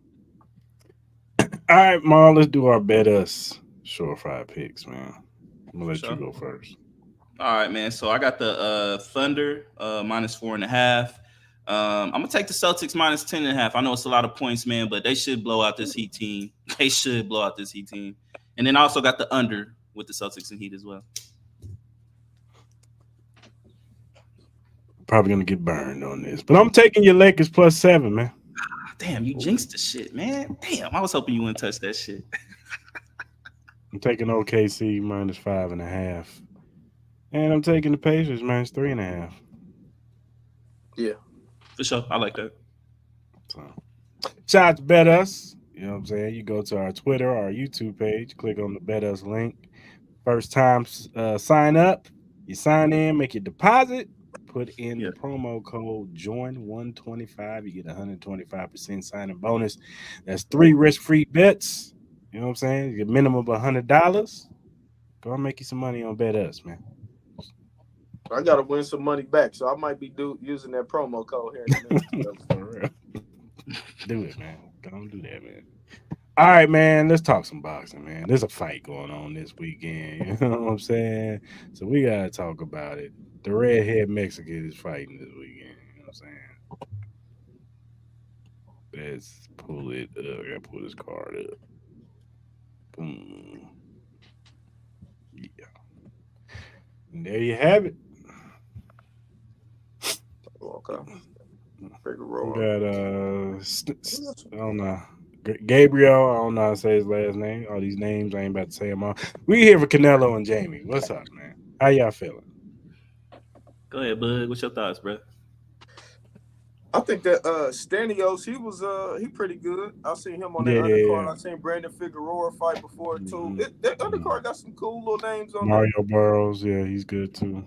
Oh yeah. Oh yeah, that's 3 names on that undercard, so I'm definitely gonna be checking that out. But I think this is gonna be a good fight, man. I really think this is gonna be a good matchup for Canelo. A Mexican style. We never really see him go against a Mexican style fighter. I think whatever. Jaime. We'll call him Jaime is he got a chin out of this world, man. I didn't see him get cracked. So he's not the best defensively sound fighter, but he has a chin. Mm-hmm. Canelo, I want to see if Canelo comes into this fight. We know he could just outbox Jaime and win it in 12. We know he can do that. I want to see is Canelo go say, you know what? Let me turn it up a little bit. This is a Mexican fight. This is my first time really going against a Mexican. I said I wasn't going to fight no Mexicans. Let me go out in the Mexican style and have that type of fight. Because I do think Canelo is slowing down. He's an older fighter now. He's picking his fighters that he fights a little different now. And I think this style is set up for him to be a counter puncher and to win by knockout, but it's going to be tough because he has a chin. But I think we're going to get a great fight, fellas. What's your thoughts, Mo? I agree with Bug, man. I'm very curious to see how Alvarez comes out in this fight with Jamie. At the end of the day, I think, Canelo's been really picky and choosy with his fights and who he wants to face. You know what I mean? That's been one of my biggest problems with him. I know people are going to bring up his past and all that, but I think with the way he's kind of holding some of these belts hostage a little bit, I would like to see him get a little bit more active as far as take his chances, man. At the end of the day, I think his career is kind of solidified on where it's at. I think he's going to be a Hall of Fame boxer, no matter how we all feel about him personally. Right. But back to this fight, I think it's going to be an exciting fight. I think it's going to be. I could see it being like an offensive heavy type of style fight. A lot of action. I still think Alvarez will probably win it. But I'm gonna be rooting for Jaime Munguia. Or Munguia, wherever you say his last name. And then the Mario Barrios fight, I think that Mario Barrios fight against McDonough is going to be really good too. I think it's going to be an interesting fight as well. Yeah, I just think Canelo's going to outbox Jamie. I think he's going to break him down, hit him low to the body because he already knows he got a strong chin. He's going to test that chin. He's going to see, and if that chin don't, if he don't hurt him, then he gonna try to outbox him. A lot of counter punching. If Jamie can somehow, I don't know, if he can make this an ugly fight and take it into the later rounds, he may have a chance. But I just think Canelo's he's gonna outclass him. I do. And like I said, Jamie could show me something different. I've seen Jamie fight. I think he's a good young fighter. But Canelo, as much as we talk shit about Canelo on here, he's still one of the top fighters when it comes to this thing. And when he faces guys like this, he usually takes care of business. Yes, is he slowing down? Of course he's slowing down. He's getting older. All older fighters slow down. But they also get smarter, you know what I'm saying, as far as the IQ goes. So I just think Canelo's going to be smart about this. And I just think he's going to break him down. I do. I just think he's gonna go to that body, wear the young man down, and go for the knockout in like the middle rounds or something. Go ahead, Boogie. I will say, Chris, to one of your points. Now, my boy said this, and it just popped up in my head. Now, one way, if he can keep this fight close going into those later rounds, Canelo has had cardio problems these last couple of fights. Now, if he can get it to this 8th and 9th round and they close. And Canelo start wearing down, and we have an award. That's how he has to fight Canelo to have a chance. Yeah.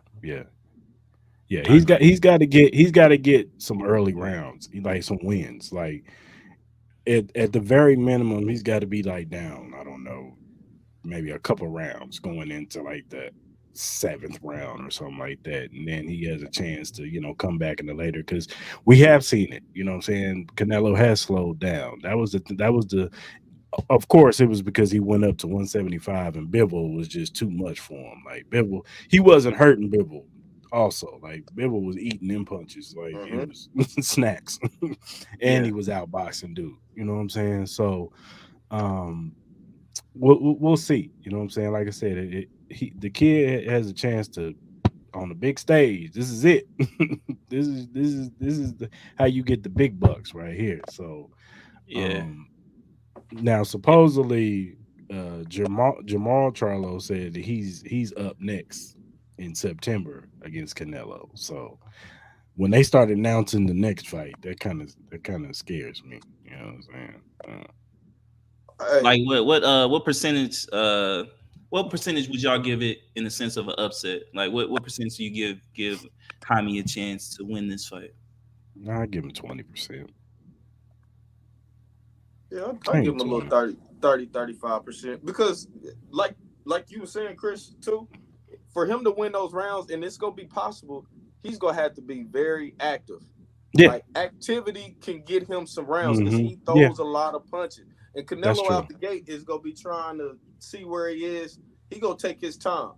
He can Hmm. win some early rounds being He active, can. but He can. like you said, that body work is gonna be very Mm-hmm. crucial, man. Hmm. Very Yeah. crucial. And it goes the same thing with Jamie. Don't try to knock him out early, like unless No. you just hurt him. But don't try to because Canelo do have a chance. You got to give Canelo that. He's been hit by the best, Oh yeah. and when Triple G couldn't even knock him out. So, and we all know Triple G's power. So, um, if I'm Jamie, I'm going to the body, and I'm trying to wear Canelo down because he's older. So I'm gonna try to wear you down. So when the seventh and eighth and ninth round comes, now you can slow down a little bit. Now I'm gonna go to work on your ass. You know what I'm saying? Mhm. So we'll see. We'll see. What was your thoughts on the Haney and Ryan Garcia fight, Boogie? Hold on, y'all. I'm sorry, because you said something about Charlo and Canelo next. Yeah, I want to say yeah. this before we even talk about that. I will not watch any Charlo fight until he get back on Caleb Plant. Facts. Respectfully, Yo, I if you agree. let facts. that I white man Yo, for agree. slap real. you, you need to go get your 100% get agree. back, man. I agree. I don't care. He could fight Chris and Mal. I'm not paying for it until he get his get back, bro. I You agree. gotta say No, that. I agree. But with that Devin Haney fight, bro, I had Devin Haney winning before the fight. I think Devin Haney really went into this fight and really was like, you know what? I know I could just still beat Ryan Garcia. He was so arrogant about it. Because there's no way you let a fighter come into the fight 3 pounds overweight to the weigh-in, man. And you Mm-mm. say, you know what? Give me that 1.5 million. I'm gonna still win anyway. 3 pounds over? Like Ryan Yeah. Garcia did not even come into the fight trying to make weight, bro. Like he No, went into he this like didn't. I'm gonna be 10, 20 pounds bigger than you off top. Hmm. And Hmm. you took the money and said, cool, let's do it. That was his biggest mistake right there. The second biggest mistake was they asked his promoter, Eddie Hearn, told him to make Ryan re-weigh the night of the fight, and he turned that down too. So when he turned that down, he went into the fight with a huge disadvantage off top He right there. did. He did. Like that was a huge disadvantage. That was one.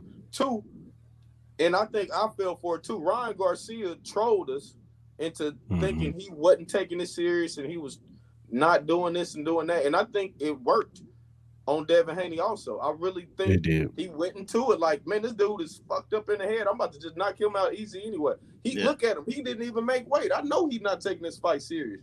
Hmm. And when he got in there, it's like I said, it's really got to be arrogance because even before the fight, everybody says Ryan Garcia only got a left hook.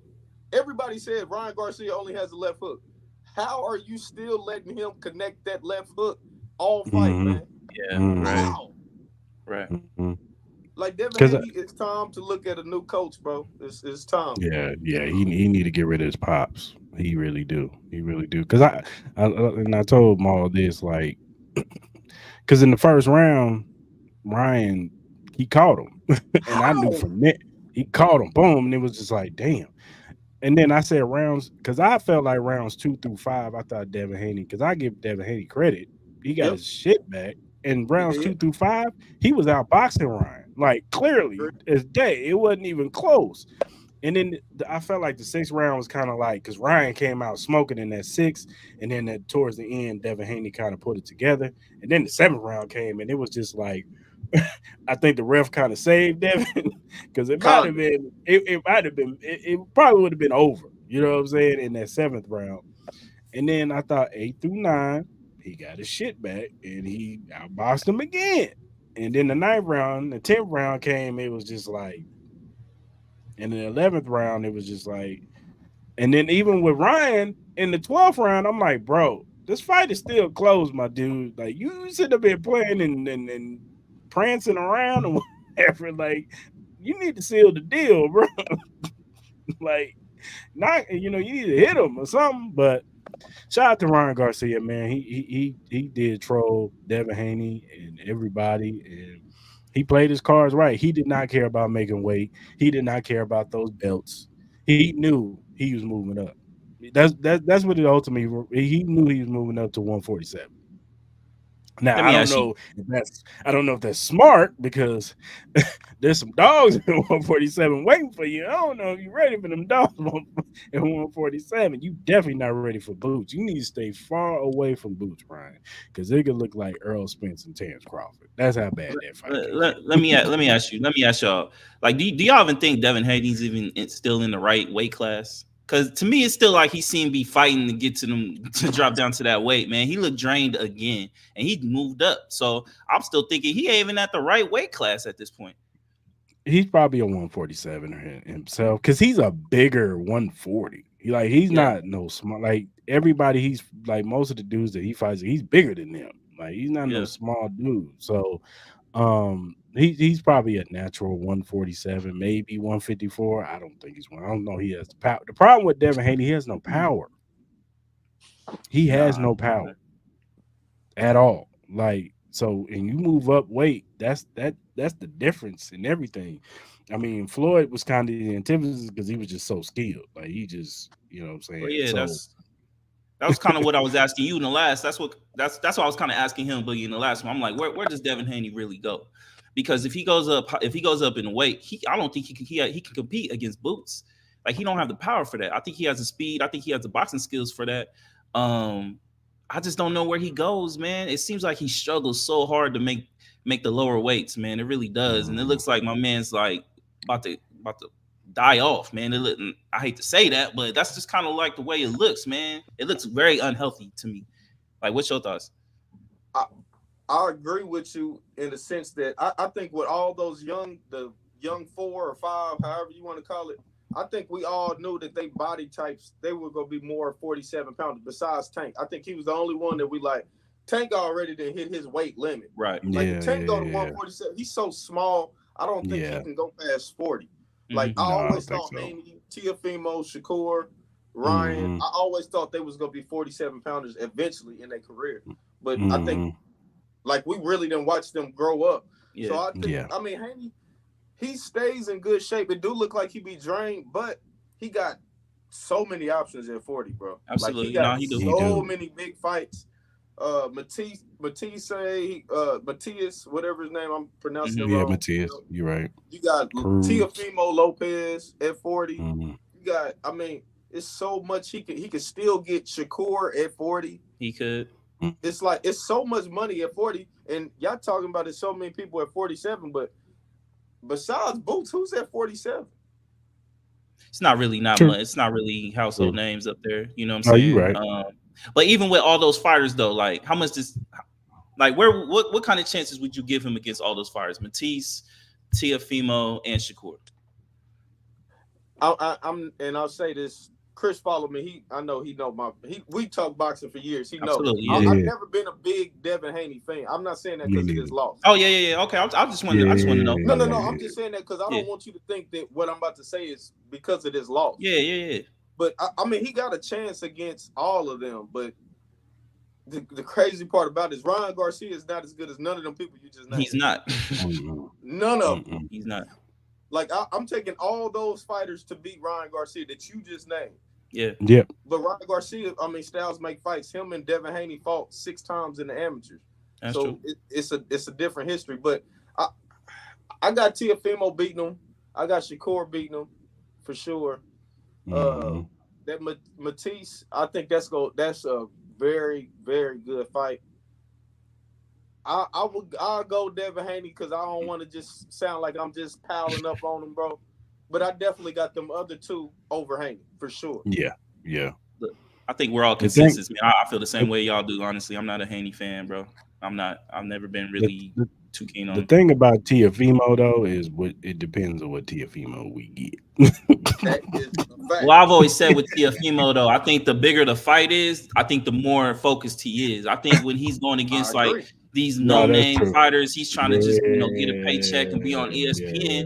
He ain't gonna go in it with the same kind of fiery. But if he's going up against Shakur, if he's going up against Tank, Devin Haney, any of those guys, Ryan Garcia, I think you're gonna get the best of Teofimo, honestly. Because I pitched Teofimo some bell on the Kambosa. That fight had got remade and rescheduled so many times. By the time it was up, Teofimo was like, "Man, I'm over this fight. I don't even fight this dude no more." Like, and it showed. It showed in that because he tried to get him out in the first round, and Kambosa caught him. He couldn't never really recover from that. His last fight, dude was kind of running around a little bit. You know what I'm saying? And styles make fight. That was just a bad matchup for Teofimo. It just was. Like, Teofimo don't know how to cut off the ring. If he knew how to cut the ring off on that dude, he would have got him up out of there. So, man, I agree with both. I do got Teofimo over Haney. He would hurt Haney, I think. I agree with everything y'all just said. And to your point, I think that's why I got Shakur over all of them. I think Shakur would beat Teofimo, but I think Teofimo will beat Haney and everybody else, like you said. But I think if Shakur just boxes, I think he's better than all of them. I've been saying this. I think he's better than Tank. This is just my opinion. I do too. Now, when they fight, we'll see the stipulations and all that other stuff. Yeah, y'all know how the game go. Hydration clauses. Exactly how to fight. Who's gonna be the number one? I gotta see all that. But if it's a even playing field, I got Shakur over everybody under. 40. Yeah, I agree. So who do y'all see? Who do y'all see fighting? As John said, who do y'all see fighting? Who do you think Garcia fights next? You think he does a rematch with Haney? Do you think he does the boots? Nah, he does he ain't doing no boots. He does the Tank again. What y'all think?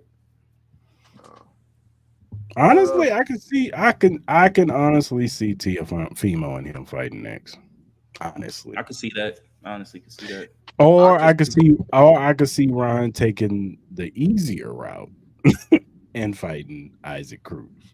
That's what I really could see him. There you go, bro. I agree. Get him a belt and fight Isaac Cruz. I could see him beating Isaac Cruz too.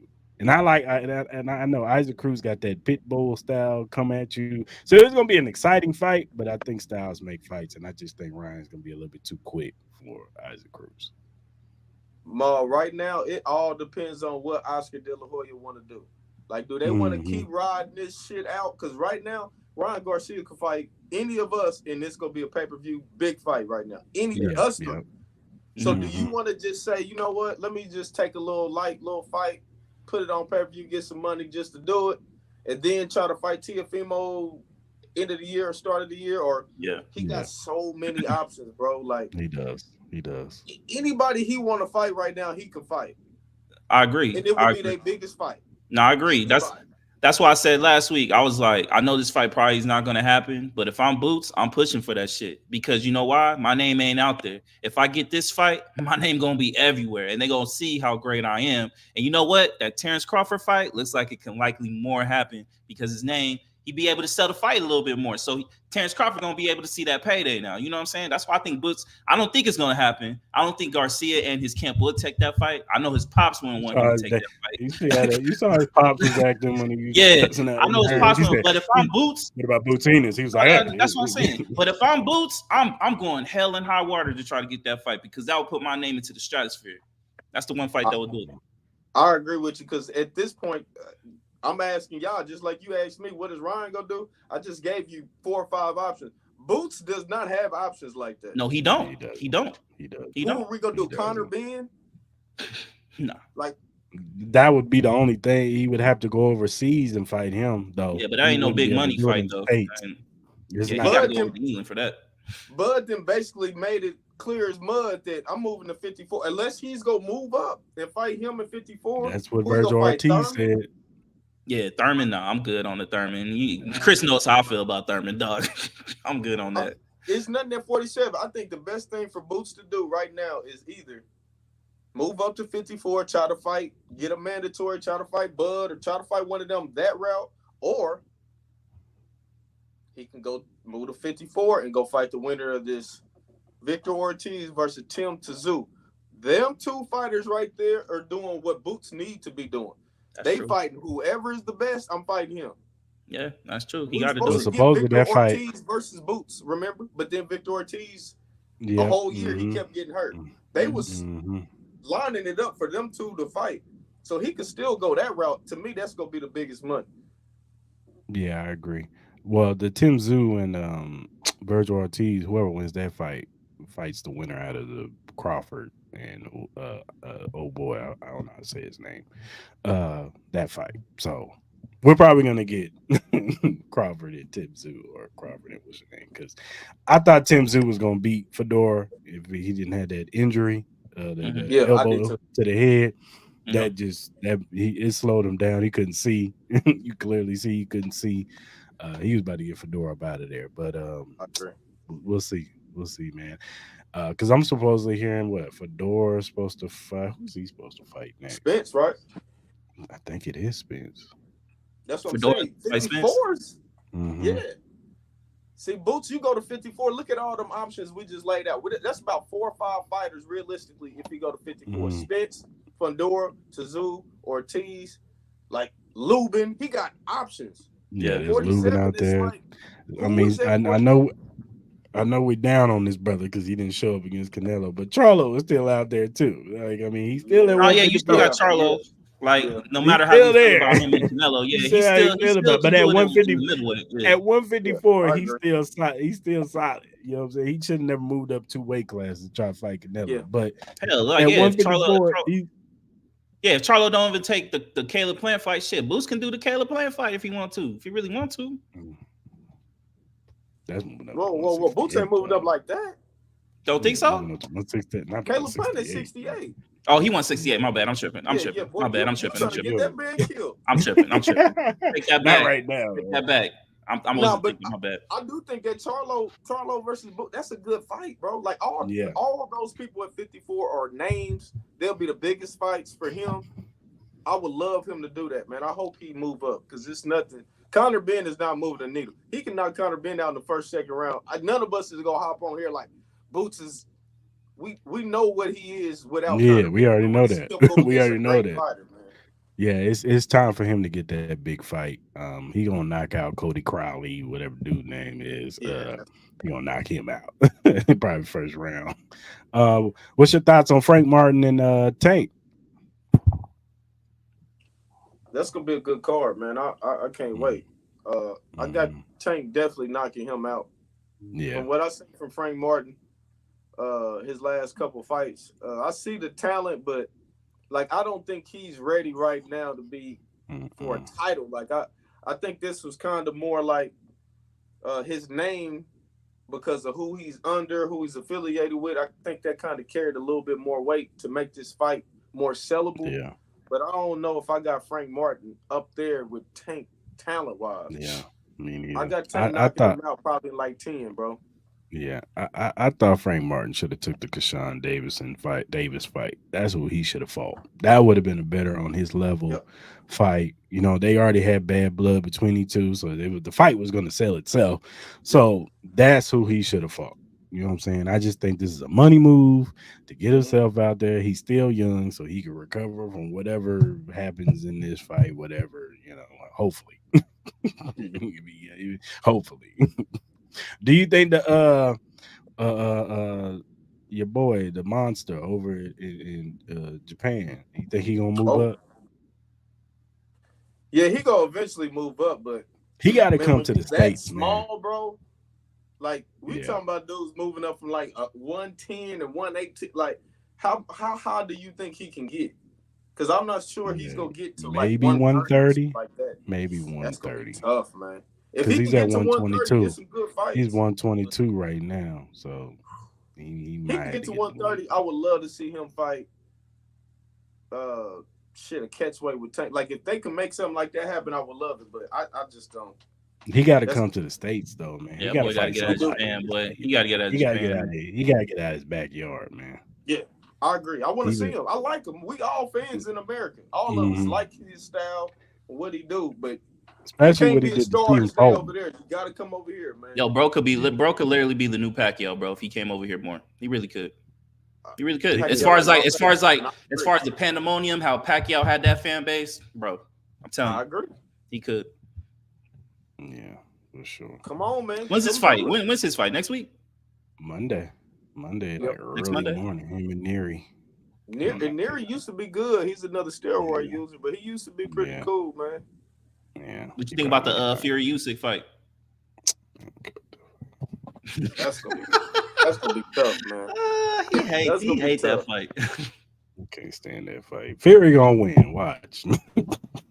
Yeah, He too that's gonna be big, a tough man. fight. He just big, man, and he nimble. Yeah, he's 6'7", but he moves like a tight end. Mhm. I'm kind of with you with that. Like I want Usyk to win.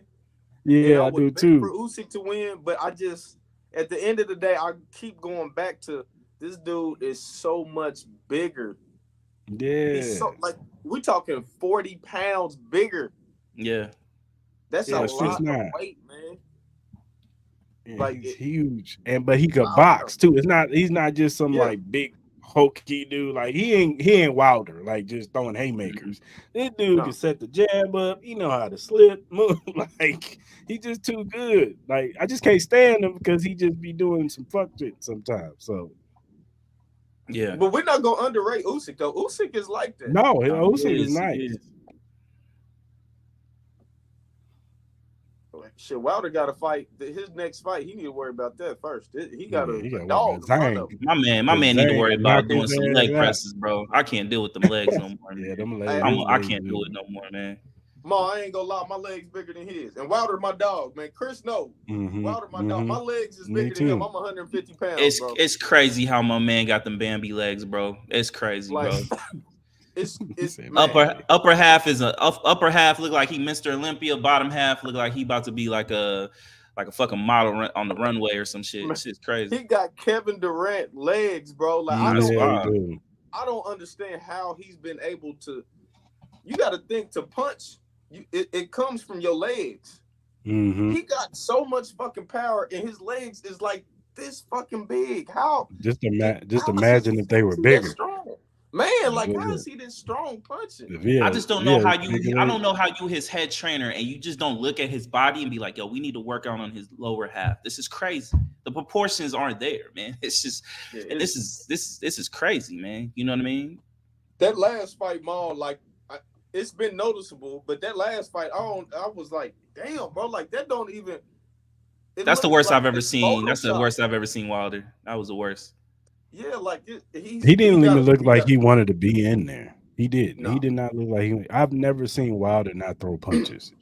Like usually he'll try to take a dude's head off, even if he missed. He gonna try to catch you. You think he's? I'm not. Do you think he's kind of scared to get knocked out again? Like bad. Mal, you know what I think it is? Go ahead, Chris. No, I don't think he's scared to get hit because I mean he's been hit before. It's just. Because nobody's embarrassing way in that kind of fashion where you know how he looked against. But I just think it was just. I just think Fury is just a better. I think Fury is just a bad matchup for a Wilder. That's just all that is. He's just a bad matchup because he's really Fury is he's a cruiserweight, but he's just in a heavyweight body. Like because that's how he moves. So because remember that's where he was. He was a cruiserweight at first, and then he moved up to heavyweight. So he's just a bad matchup for Wilder. Like that's why he should move down in weight. Who? Wilder? Wilder. No. You don't think so? You think he should just stay heavyweight? Just stay heavyweight. Because I mean, look, I mean, outside of Fury, he's knocked out everybody else. I mean, other than his last fight, but I'm just saying, like. Everybody else, he done knocked him out. Yeah. And I've always came into every fight saying Wilder is not the most skilled dude. He's not at all. But he just got to catch you with that right, and it's over. And it's just proven. He's been outboxed a lot of times. Yeah. That's a fact. That's a fact. And gone into the 8th round and just caught the dude. And it was like, it's over. Hell, he did it to Fury in the first fight. He was losing badly. I think Wilder's thing is not him being scared to being hit. I think to get in that ring, you gotta psych yourself up and shit too before you get in that ring. Yeah, for sure. Yeah, for sure. I really think, and I hope it comes back. I'm not sure if it can come back. He didn't have that same killer instinct this last fight as he's had in his whole career. He And it did. wasn't about him losing. It was about, like, if you look at any other Wilder fight, he's getting shit. Fury was punishing him. He still was going out trying to get a knockout. This last fight, I never once, he was throwing one punch at a time, but the intent behind those punches, it was not the same. And I wonder, he even said it before the fight, like, I'm not in the same mindset that I was no more. Like, I'm older, I'm my family. He done went through these trilogies and these wars. You look at shit different when you got 20 million in your account now. No, man. I get it. Like, I'm not. Remember, Wilder was coming out against Fury like, I want to catch a body, and Yeah, they was like, whoa, you can't say that. Yeah, He wasn't talking like that before this last fight. It was everything was respectful. Maul's a good guy. I hope the best for. He was talking like that the whole build up and the whole fight. Even afterwards, when they asked him, and he's like, "Well, I gotta." He wasn't talking like, "Yeah, I got to get my get back." His mentality, that killer instinct, I'm not sure if it's still there. And if that's not there, Wilder is not the same fighter. He needs I to don't retire. fight no more. Period. If that's not there, that's he true. can get hurt. No, that's the only reason why I asked about the whole hitting thing, because just as you said, it just didn't look like he was into it. No. Didn't look like he was. It didn't look like he wanted to be there at that. I got another question for you. What do you think about this whole? What do you think is the issue with Jared Anderson? Jared Anderson, I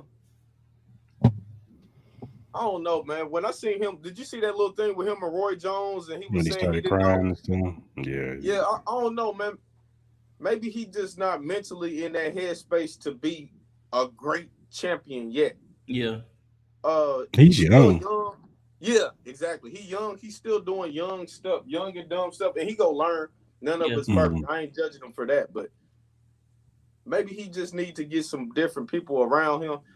I haven't seen enough from him to think that he's gonna be like the next great champion yet. We'll see how Bob Arum do with the matchmaking and stuff. He said he wanted Wilder.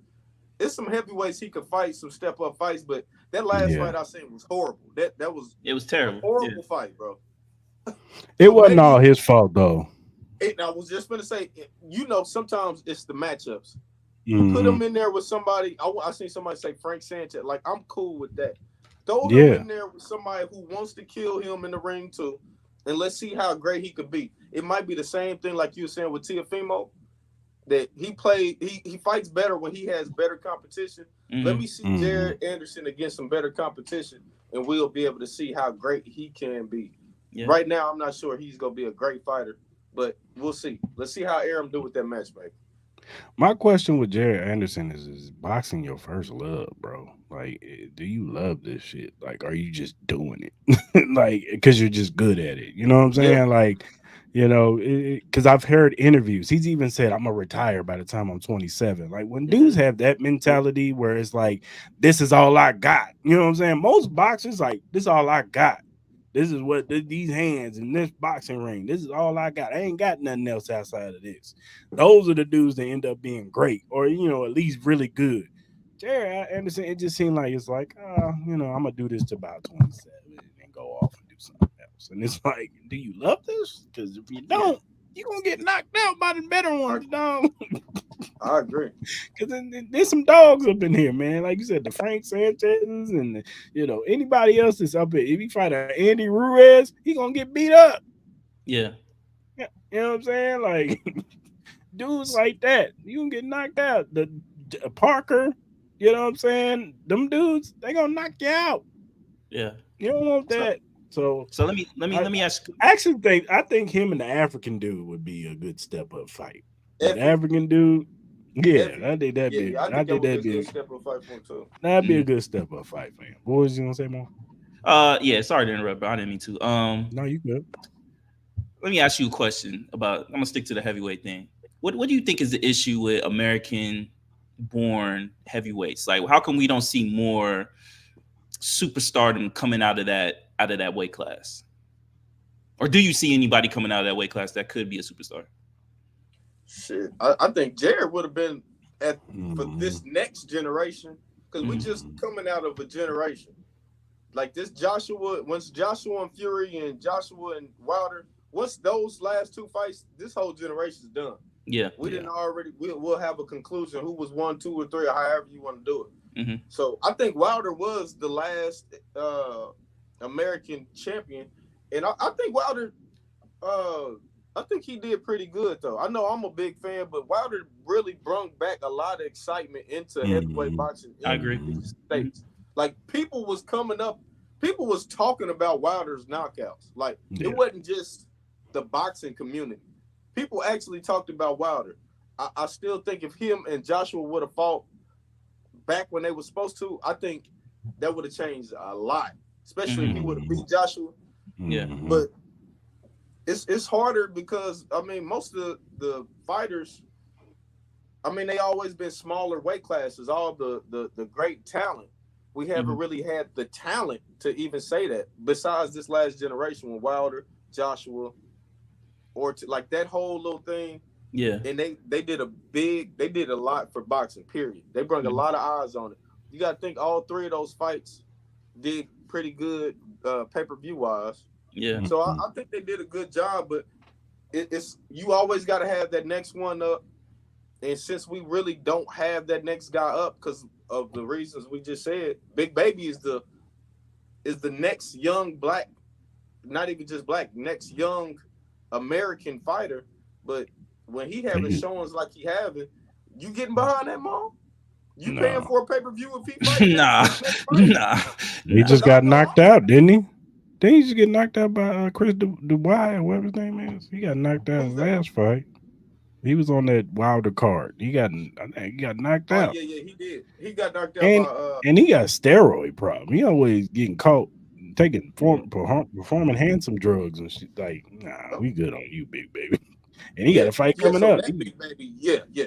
He's done. So you really only got Jared Anderson, bro. And if he, like Chris is saying, if boxing ain't his number one thing, you can't really expect too much out of the heavyweight division. If your one young guy is saying, I'm gonna retire at 27, I don't care about he don't care about being great. Yeah. Do you think the UFC has something to do with that? With you think a lot of these American born going over to UFC because they do have a lot more American born style fighters over there that are becoming more well known, bigger names. You know what I mean? Do you think that could have some effect to that, where you think more fighters are going more towards the MMA route? No, I just think UFC is a model that they have, and it's a system they have in place that they go always have because of the type of fighting they doing. Right. But it's a reason those UFC fighters come to boxing. They're not getting paid nothing. No, that's true. That's true. So yeah, UFC is doing a better job of building their fighters up because Dana White is saying, Cris and Mal, y'all fight next. This how much you getting paid. Chris, this how much you getting paid, Mal. You don't know how much he getting paid. He don't know how much you getting paid. Y'all have to fight. Yeah. Boxing is a whole different game. There's no leagues. There's 4 or 5 big promoters. So you can be big and get paid. You can not be big and get paid in boxing. It's boxers the 4th, 5th highest paid heavyweight boxer is getting paid more than the highest in UFC. Like, yeah, that's true. That's a fact. So the pay in the model is the reason I think more than them going to UFC. Do you think boxing needs to start going more? Because I've said this before. I think especially with these big pay-per-view cards, not so much the pay style, but I think as far as like, let's look at this. The way they make these boxing cards, I've always said they need to put more splash into these cards because at the end of the day, if you want more eyes on this sport, you can't us three, we know the names that aren't on the TVs like all the time because we love the sport. But if you want to get more kind of like the average viewers, you're going to start needing to make the cards like they're doing with the Terrence Crawford fight and stuff like that. You need more eyes on this sport. Like, what kind of things do you think boxing needs to do to kind of like grow the eyes of the sport? Because we see it with them losing a lot of these TV deals. And then it seems like boxing is more of a streaming package, more so on more of like a cable TV, national TV setting. Like, what do you think? What do you think boxing needs to do? I think just the whole game is changing. We dinosaurs, bro. Like, yeah. Do you got cable TV? Nope. I got streaming, but okay, I was about to say because I don't even have cable. Like, I think the model has just changed. That in 10 years, everything is gonna be an app. Netflix is about to have the biggest fight in boxing history on Netflix. Yeah. That Tyson and Paul is probably break Mayweather's record. Mm-hmm. It's gonna be easy to get to because it's on Netflix. Everybody will have it. So that's just the Zone is an app. PBC just went to Amazon. It's an app. Everything is gonna be. That's just they just getting ahead of the curve. I think to make it grow, it's gonna be more.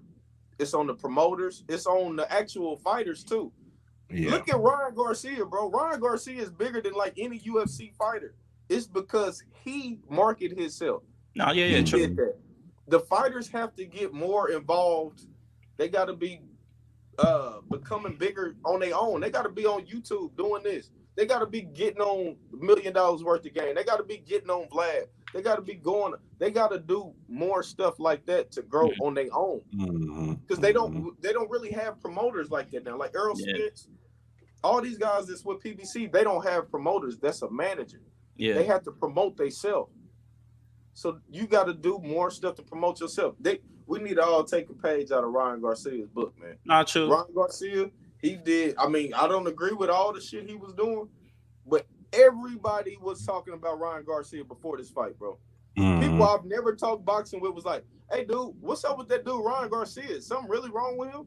Everybody was talking about him, and it worked. He just did a fucking video with Donald Trump shadow boxing. Yeah. How We many seen that. views that got? Yeah. We still talking about Ryan Garcia. Why? Because he's making us. He's over there with Colorado and Dion. Making you talk about him, Mo.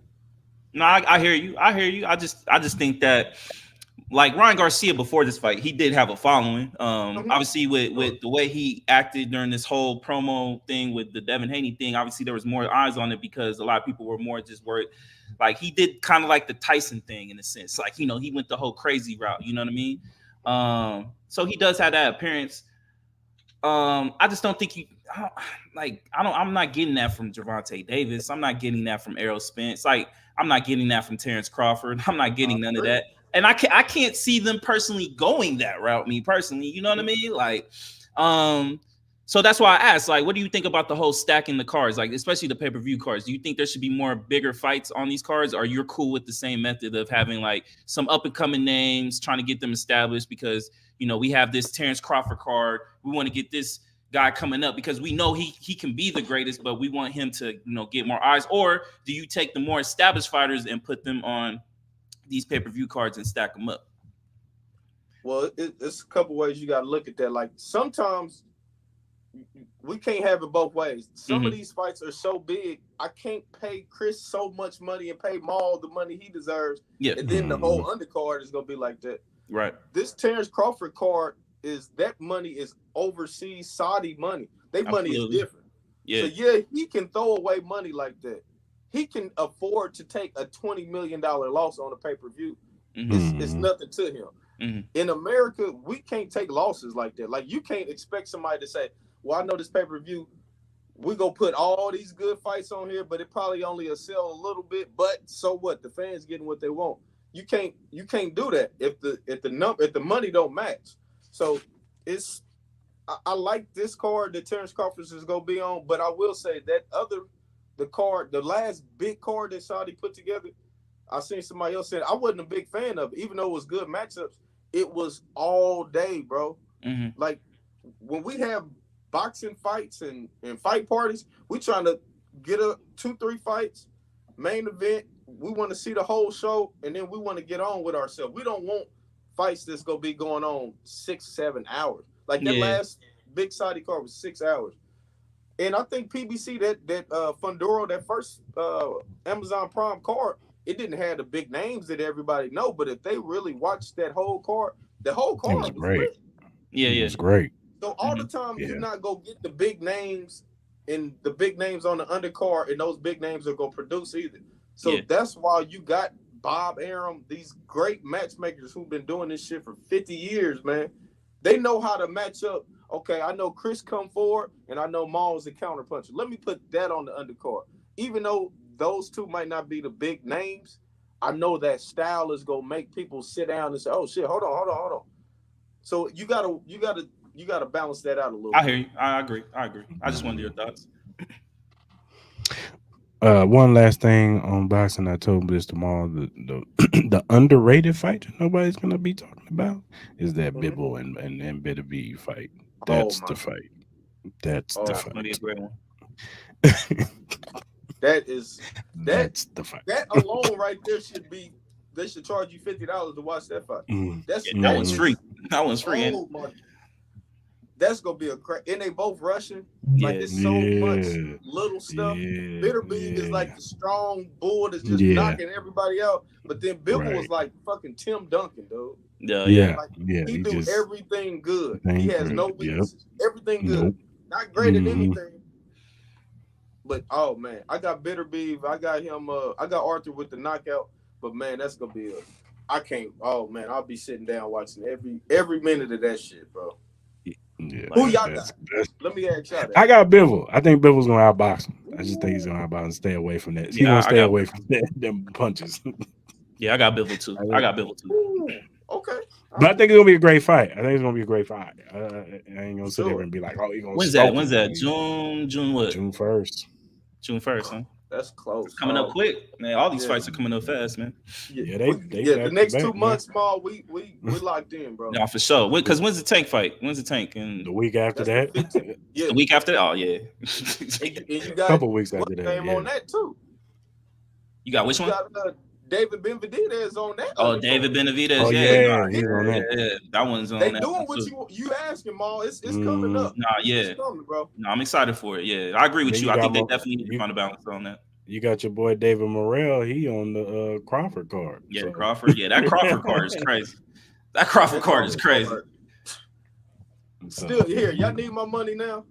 Put that. I'm paying all that shit forward. I want all Nah, that, bro. facts. Nah, for real. I can't wait. Yeah, it's gonna be some exciting summer. It's gonna be an exciting summer for boxing. At first, at the beginning of the year, I was kind of like, I don't know, man, how it's gonna go, especially coming off that high we did last year. But yo, I'm last year excited, was a man. great I'm year of excited for boxing. this year, man. Boxing is doing its thing for sure.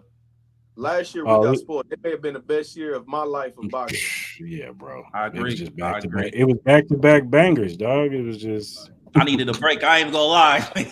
I need a They break a was, little bit, man. I ain't gonna hey, they lie, was bro. getting in our pockets, bro, for sure. They Nah, was for back to back real. with it. Nah, mhm. yeah. And we back on the grind this summer. One more topic. Errol Spence, Derek James, they suing each other. Supposedly, Derek James feel like he should have got a percentage of I think the boxing or the fight fee or whatever like that. And supposedly Eddie Hearns or no Al Heyman probably told him, nah, he just give him what he the bare minimum, the training stuff. And so they're suing each other. So obviously there's a split. So this probably is also, also we all know Errol Spence. He's probably took a minute to recover from this fight because it probably was. It was shocking to him just as much as it was shocking to us watching it. Woo. Just imagine being the dude going through it. Yeah. You know what I'm saying? You're on top of the world. You're one of the greatest, and I still think Errol Spence is great. Don't take this as I think, he just went against that guy. Say Crawford is just that guy.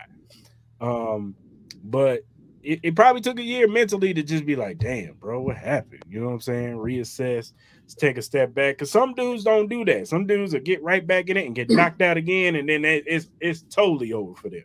So now this comes up. He had the eye surgery, but this comes up. Maybe this is why it's taking so long for him to come back to boxing, and the negotiations between him and Crawford and the rematch fell through. What are y'all thoughts when y'all heard, about this or your first time hearing this? Go ahead, bud. I'm a big Earl Spence fan too. Even though I picked Mm-hmm. against him with Bud, I've been fans of both of them their whole career. I will say, I hope most of this shit ain't true because this is nasty work. Some of them details was Yeah, nasty, bro. yeah, Like yeah. for him to be with Earl this whole time, and for some of that, for him to say Ryan Garcia paid him the most he's ever been paid, I'm like, that's crazy, man. Like we gotta come on, Spence. I hope it's just a misunderstanding and they could work it out because I really don't like seeing two black men, especially that didn't grew together, got a lot of money together, been around each other so long. They was with each other's families. If you watch the uh, Mm-hmm. documentaries and stuff they had with Showtime and all that, like Man, I hate to see that, man. Like I hate to see that, and for it to end, like you said, he fuck the fight. That beating he took. That was a beating that take a year to get that up off of you. Because that wasn't just some people just come back after a loss. That was not just a regular loss, bro. How he lost and now to lose his trainer, that's gonna be I can't wait to see how Spence looks his next fight because it's a lot of uncertainty, a lot of change. But I hope they get this shit right, man. I hope we can get this settled. I don't want it to get nasty and all that. Come on, man. Do what's right. Whoever it is, do what's right. Get this shit together. Because Spence, I got a lot of respect for Spence. This just don't look good, though, bro. No, it don't. No, I agree. I agree with Bug, man. It's kind of like, as you said, you see the details of it, man. It doesn't really look good on Spence's side. These two guys kind of help grew each other into household names, man. Honestly, you know what I mean. So, you hate to see we see it in boxing all the time, man. How relationships end up going bad, man. But we don't want to see it go down like this, especially people suing each other and stuff like that. So, man, hopefully, man, these guys can iron it out like some grown men. Hopefully, they can patch up their relationship. They built a lot of great memories with each other. And hey man, prayers to all them, man. Hopefully they can resolve that, man, because I know they build true bondships, man, with families, friends, all that, man. So, man, y'all two get it together, man. Fix it, make it right, and let's move forward. Yeah, for sure. All right, man. Let's talk about this Roger Goodell new schedule speculation rumor thing going on now. They talked to Roger Goodell on the Pat McAfee show, and he talked about he wanted an 18-game schedule. He said he hates preseason. He wants to skim it down to 2 games so he can have more regular season games because he's over quality, quality of the game. And he thinks preseason is pretty much a waste of time. So what are your guys' thoughts on this whole idea of adding one more game? I think, look, you can't sit here. You can't literally sit out here and scream out protecting the players and adding another game, man. You just can't really do it. I get the money wise portion of it. They just want more money. Sooner or later, man, it feels like we're about to get 20 games coming from the NFL. I feel like if they can make this go, if they can, extend it like baseball, they could. If they could, they would. You know what I'm saying? And one more thing, he wants the 18 games so it could push the Super Bowl back to President Day weekend, so that Monday everybody gets Monday off. So, yeah, honestly, man, if this is what he wants, he's gonna get it. I'm sure all the owners want it. They're gonna get it at the end of the day. These players are just gonna have to suck it up. But they need to start wearing them new caps on them helmets, man, if they want to be able to survive all 18 of these games, man, for real. So, it's just only a matter of time, man. You think they're gonna wear them caps? Somebody's gonna do it. Somebody's gonna do it. You get one of a couple players to do it. I think so. That ain't gonna look like NFL football though. Are they gonna put the logos on those caps? No, probably not. It's gonna look like a scrimmage game. What is this? Take that off. Nah, it looks crazy. But what you think, Bud? Yeah, what you think? I'm with y'all as usual. We kind of knew this shit was gonna happen, right? We knew it was gonna eventually happen. He kind of did that one game and was looking like, okay, let me get y'all a little comfortable. Yeah. But I think this fall on the players, man.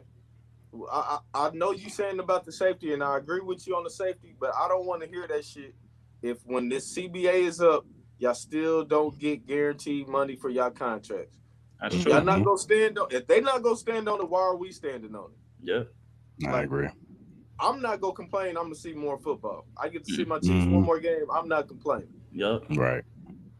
It is what it is. But like you said, if Roger wanted, it's gonna happen. It ain't nothing me and you can do about it, or those players.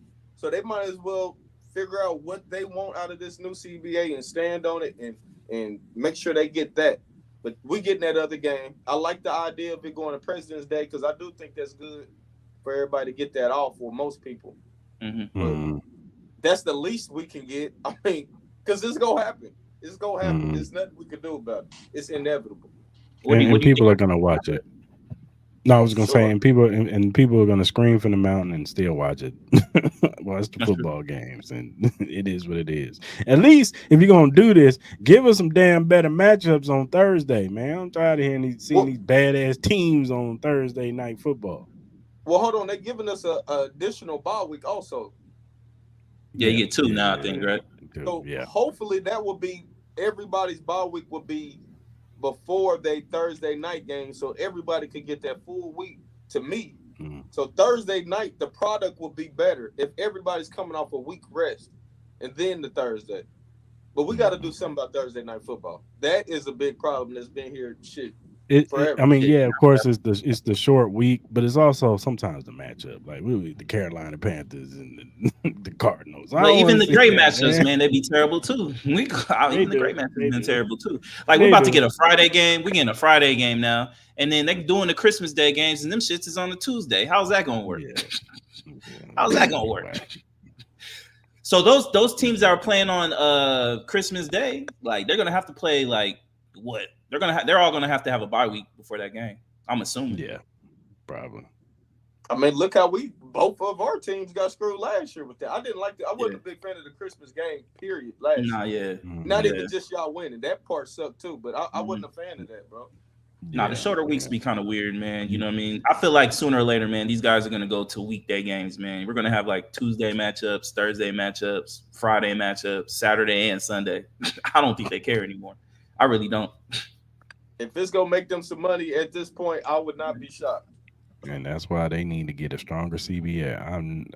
Whoever's in charge of their CBA is terrible. DeMar Smith, I've never felt like he does. What does he do? What does he do? Only time you hear his name when contract negotiations come up. Besides that, you don't hear his name at all. You don't hear him do nothing.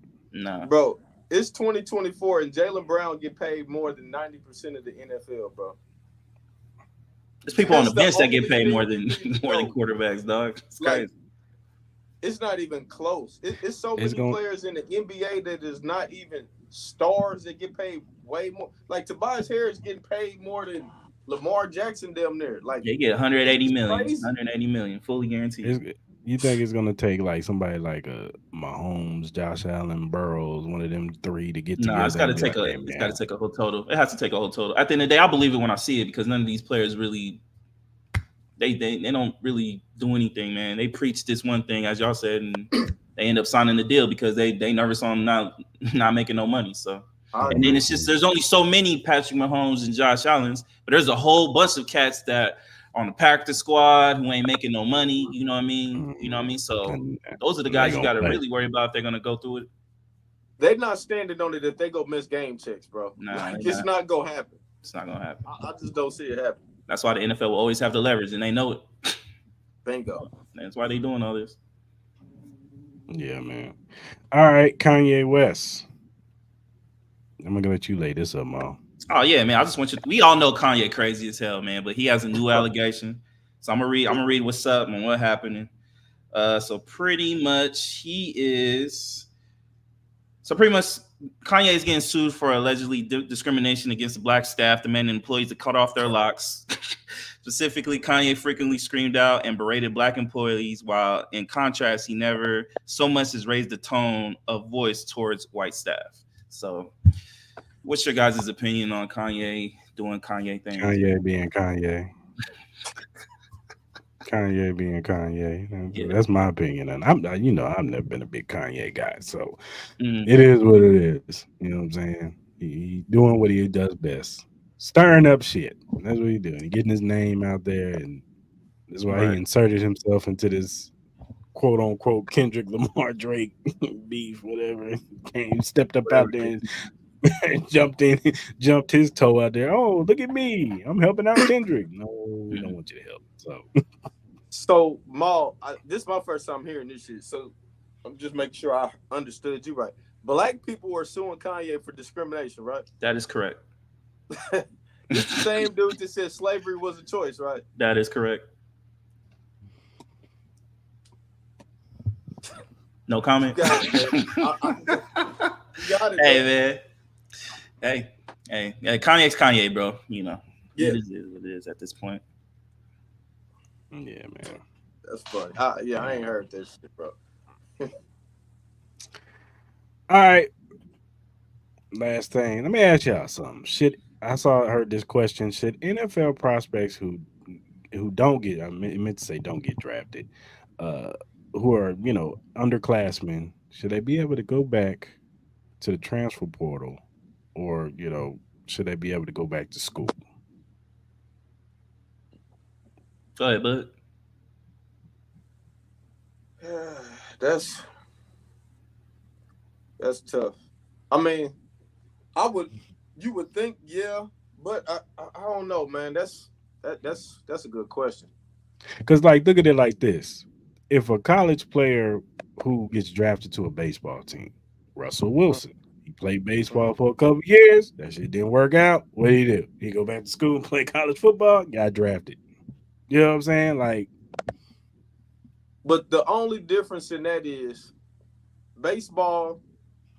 They not turning in and turning out as many players as football yeah, because when you go back football wise, it's always that 18-year-old that was about to replace you anyway. Like it's yeah, always the next guy up in the factory in yeah, the NFL. yeah, Baseball, it is, but it's not as many yeah. on that grand scheme of things.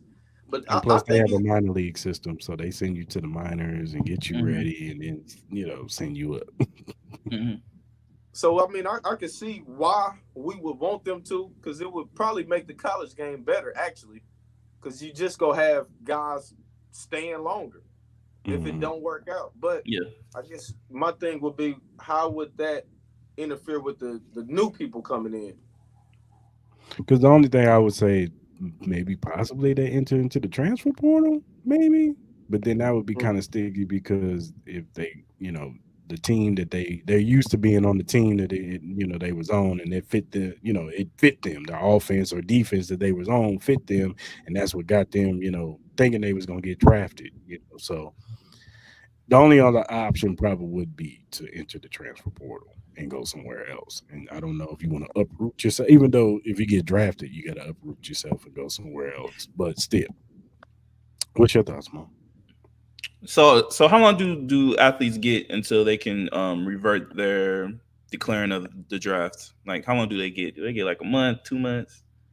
I don't even know. Or is there like a time frame? Um, I I say yeah. I think they should have the opportunity, but I agree with y'all. It's kind of it's in kind of a tricky standpoint because you do have newer college athletes coming in. You only get so many spots as far as like scholarships and stuff like that. Maybe if they can figure out a time frame for these players to make a decision like that. Where they kind of give them like a grace period after the draft. Like you got like maybe like a couple of days after the draft. If you don't get drafted, whether you can decide if you want to, get picked up on the practice squad or come back. And then those schools that they originally left can still keep that spot open, and maybe it wouldn't affect them. Like maybe it could be like a special scholarship or a special spot where it really wouldn't affect their, as far as like the roster spots, like maybe in a sense, like it wouldn't be for all players, but maybe for a select few, like maybe it could be like 2 or 3 spots. You know what I mean? Maybe something like that. That's something they got to figure out. But I think with the NIL money and all that, I think they should be able to find a way. It's just the NCAA, man. They take forever to find solutions like this, or they kind of wait until stuff kind of like is coming at you like a train, and you already Mhm. have certain issues popping up, and then they have no choice but to answer and kind of find a solution to this problem. So um that's the only thing with this. But I do think that prospects should have the ability to go back to college, though. Like there's so many colleges out there, they should be able to figure it out. They got the For money sure. for it. They Absolutely. do. In certain They certain definitely got aspects, college football makes more money than NFL when you really think about it. When you add all these colleges up together, they really Yeah, run it. Let's honestly, college football is the real thing that competes with the NFL, and I right. think that's the only thing NFL really worries about is college football. And I think, and you can make an argument that because of their fan base is probably a little bit more rabid, Oh they yeah, probably Hundred sell percent, absolutely. more. You know what I'm hundred saying? percent. They got bigger because they got bigger stadiums too. You know what I'm saying? Like Mm-hmm. Ohio State, Michigan, and even Alabama and all of them. They they gonna show up. 100%. You 100%. know what I'm saying? Even the lesser schools, Northwestern or something like that. Mhm. They got a fan base. Them dudes is gonna show because the alumni is gonna come. They gonna show and they gonna support their team no matter how bad they are. They're gonna be in the stadium supporting their school. So yeah, for sure. Mostly every owner is an alumni of some college. You know what I'm saying? Exactly. So they giving them bread. Yeah, for sure. All right, fellas. Good show, man. Let's give our flowers of the week. You want me What to you go? got, Mom? Yeah, go Oh, ahead. so I'm gonna give it to Candace Parker, man. Shout out to her. She just announced her retirement.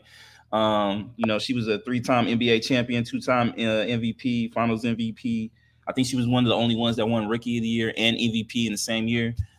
She had an amazing career. I was hoping to see her play with the Aces and try to win back to back to back, but unfortunately, Mm-hmm. she decided to throw them shoes up in the air, man. So shout out to her, man. Wonderful career. Wish her the best in her next ventures, man. So she gets my flowers of the week. Yeah, I'm gonna go ahead and just uh, reiterate your sentiments. That was my flowers of the week. You know what I'm saying? Mm-hmm. One of the greatest basketball players we've ever seen. Um, in the collegiate and in the pro level. Um, Candace Parker definitely she deserves her flowers, and she's already got a job. After Oh yeah, with TNT, yeah. basketball, yeah, with TNT. So shout out to her, man. And like she said on her Instagram, when you just don't have that feeling no more, you know what I'm saying? It's time to hang it up. There's a lot of players, a lot of our greats, you know what I'm saying? They don't realize that and they try to give it a go and you just see them slip and it's sad. Sometimes it gets sad when you see, a lesser than of the player that either admired or you're a fan of, you know what I'm saying? You see it like, damn, man, it's time, you know what I'm saying? So glad she got out on her terms and she got a championship at the end of the day, regardless if she wasn't healthy forward, she still got a championship out the deal. So shout out to Candace Parker, man. She gets Let me flowers let me, all let day. me ask y'all a question. That's a good question. What was the saddest retirement for y'all, as far as like any player, any athlete, man, that made you like, damn, I'm miss watching this motherfucker play, box, whatever. All right, Man, Roy. All right, Roy Roy? Jones boxing Jr. gonna be easy because ooh. Well, Darren Williams was my favorite player. So to see him go out like that, like how Chris was saying, with his legs and his ankles and all that really hurt me. Yeah. But boxing, you gonna always be able to like shit. I guess that didn't retire Pacquiao, but watching him get knocked out like that was crazy. Yep. Yeah. All right. What's yours? Oh, you see the man right there? Kobe Bean, Okay. bro. I mean, I can't go against that either, Maul. That was Kobe Yeah. Bean, man. special. That'll always be the saddest one for me, especially with the Achilles. And I'm not even talking about his death, but just the Achilles. The way he went out too in that last game, I thought that was emotional way to them coming back, winning. Him, kind of celebrating with the young bucks of the Lakers, man. That will always get me, man. So yeah, it will always be Kobe for me. Yeah, that was great. Yeah, That was a great moment. Great for moment. sure. For sure. But shout out to Candace Parker's flowers of the Yeah, week. shout out to her.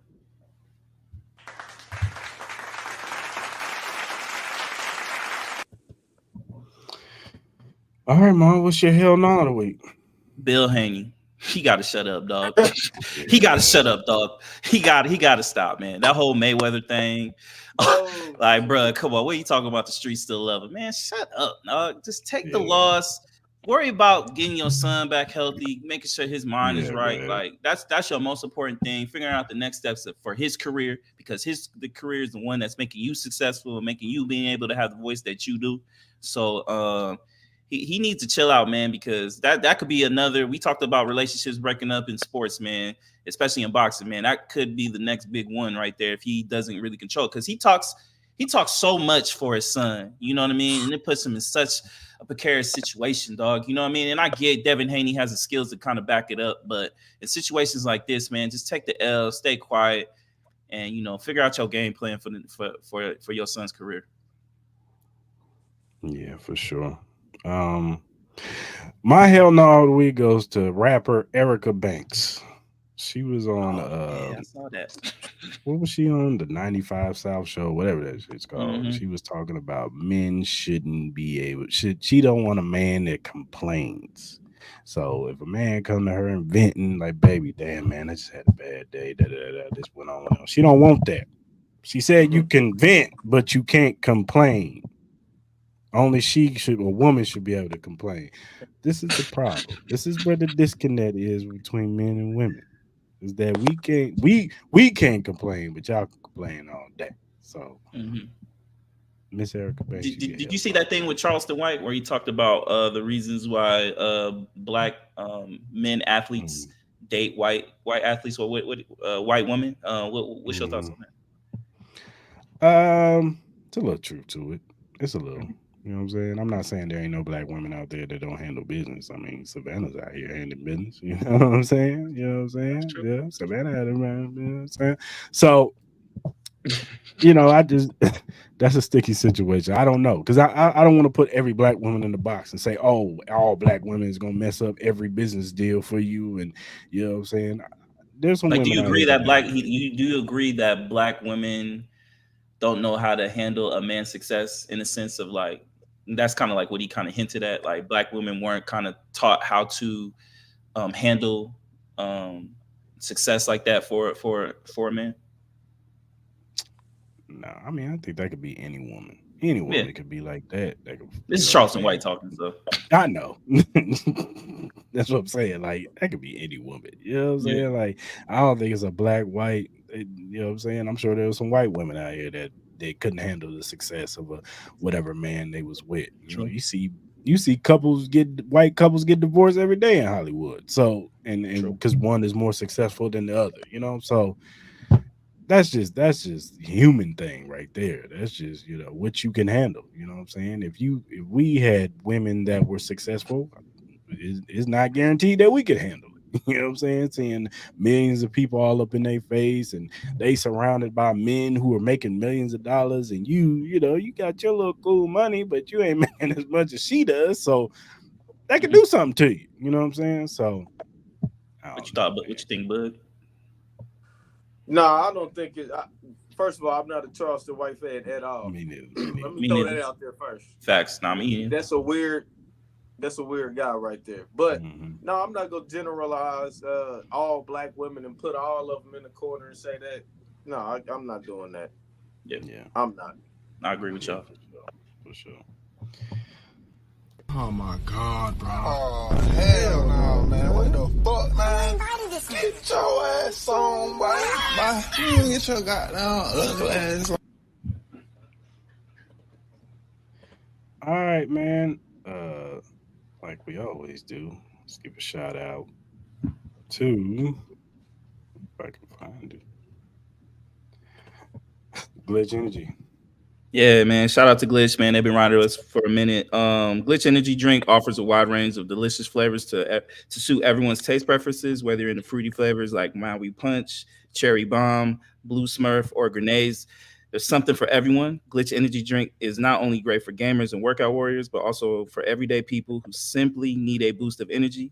It's a healthy choice that you can feel good about. You can find more information and purchase Glitch Energy Drink at glitchenergy.com.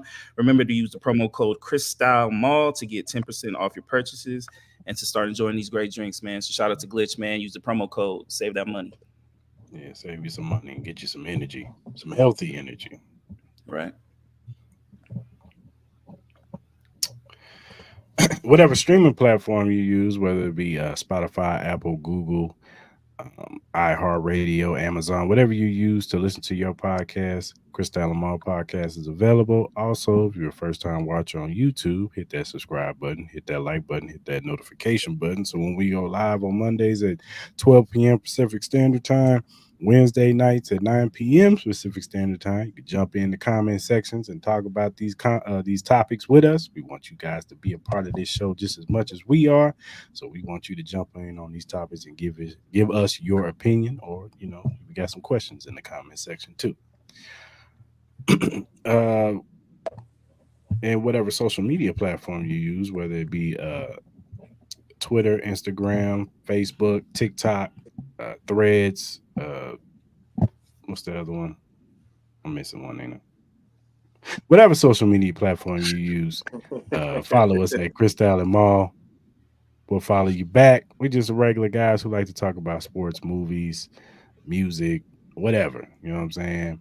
Hit us up, give us feedback, critiques, give us questions, a topic. If we like it, we'll bring it up on the show and we will shout you out on the show because, like I said, we want you to be a part of this show just as much as we are.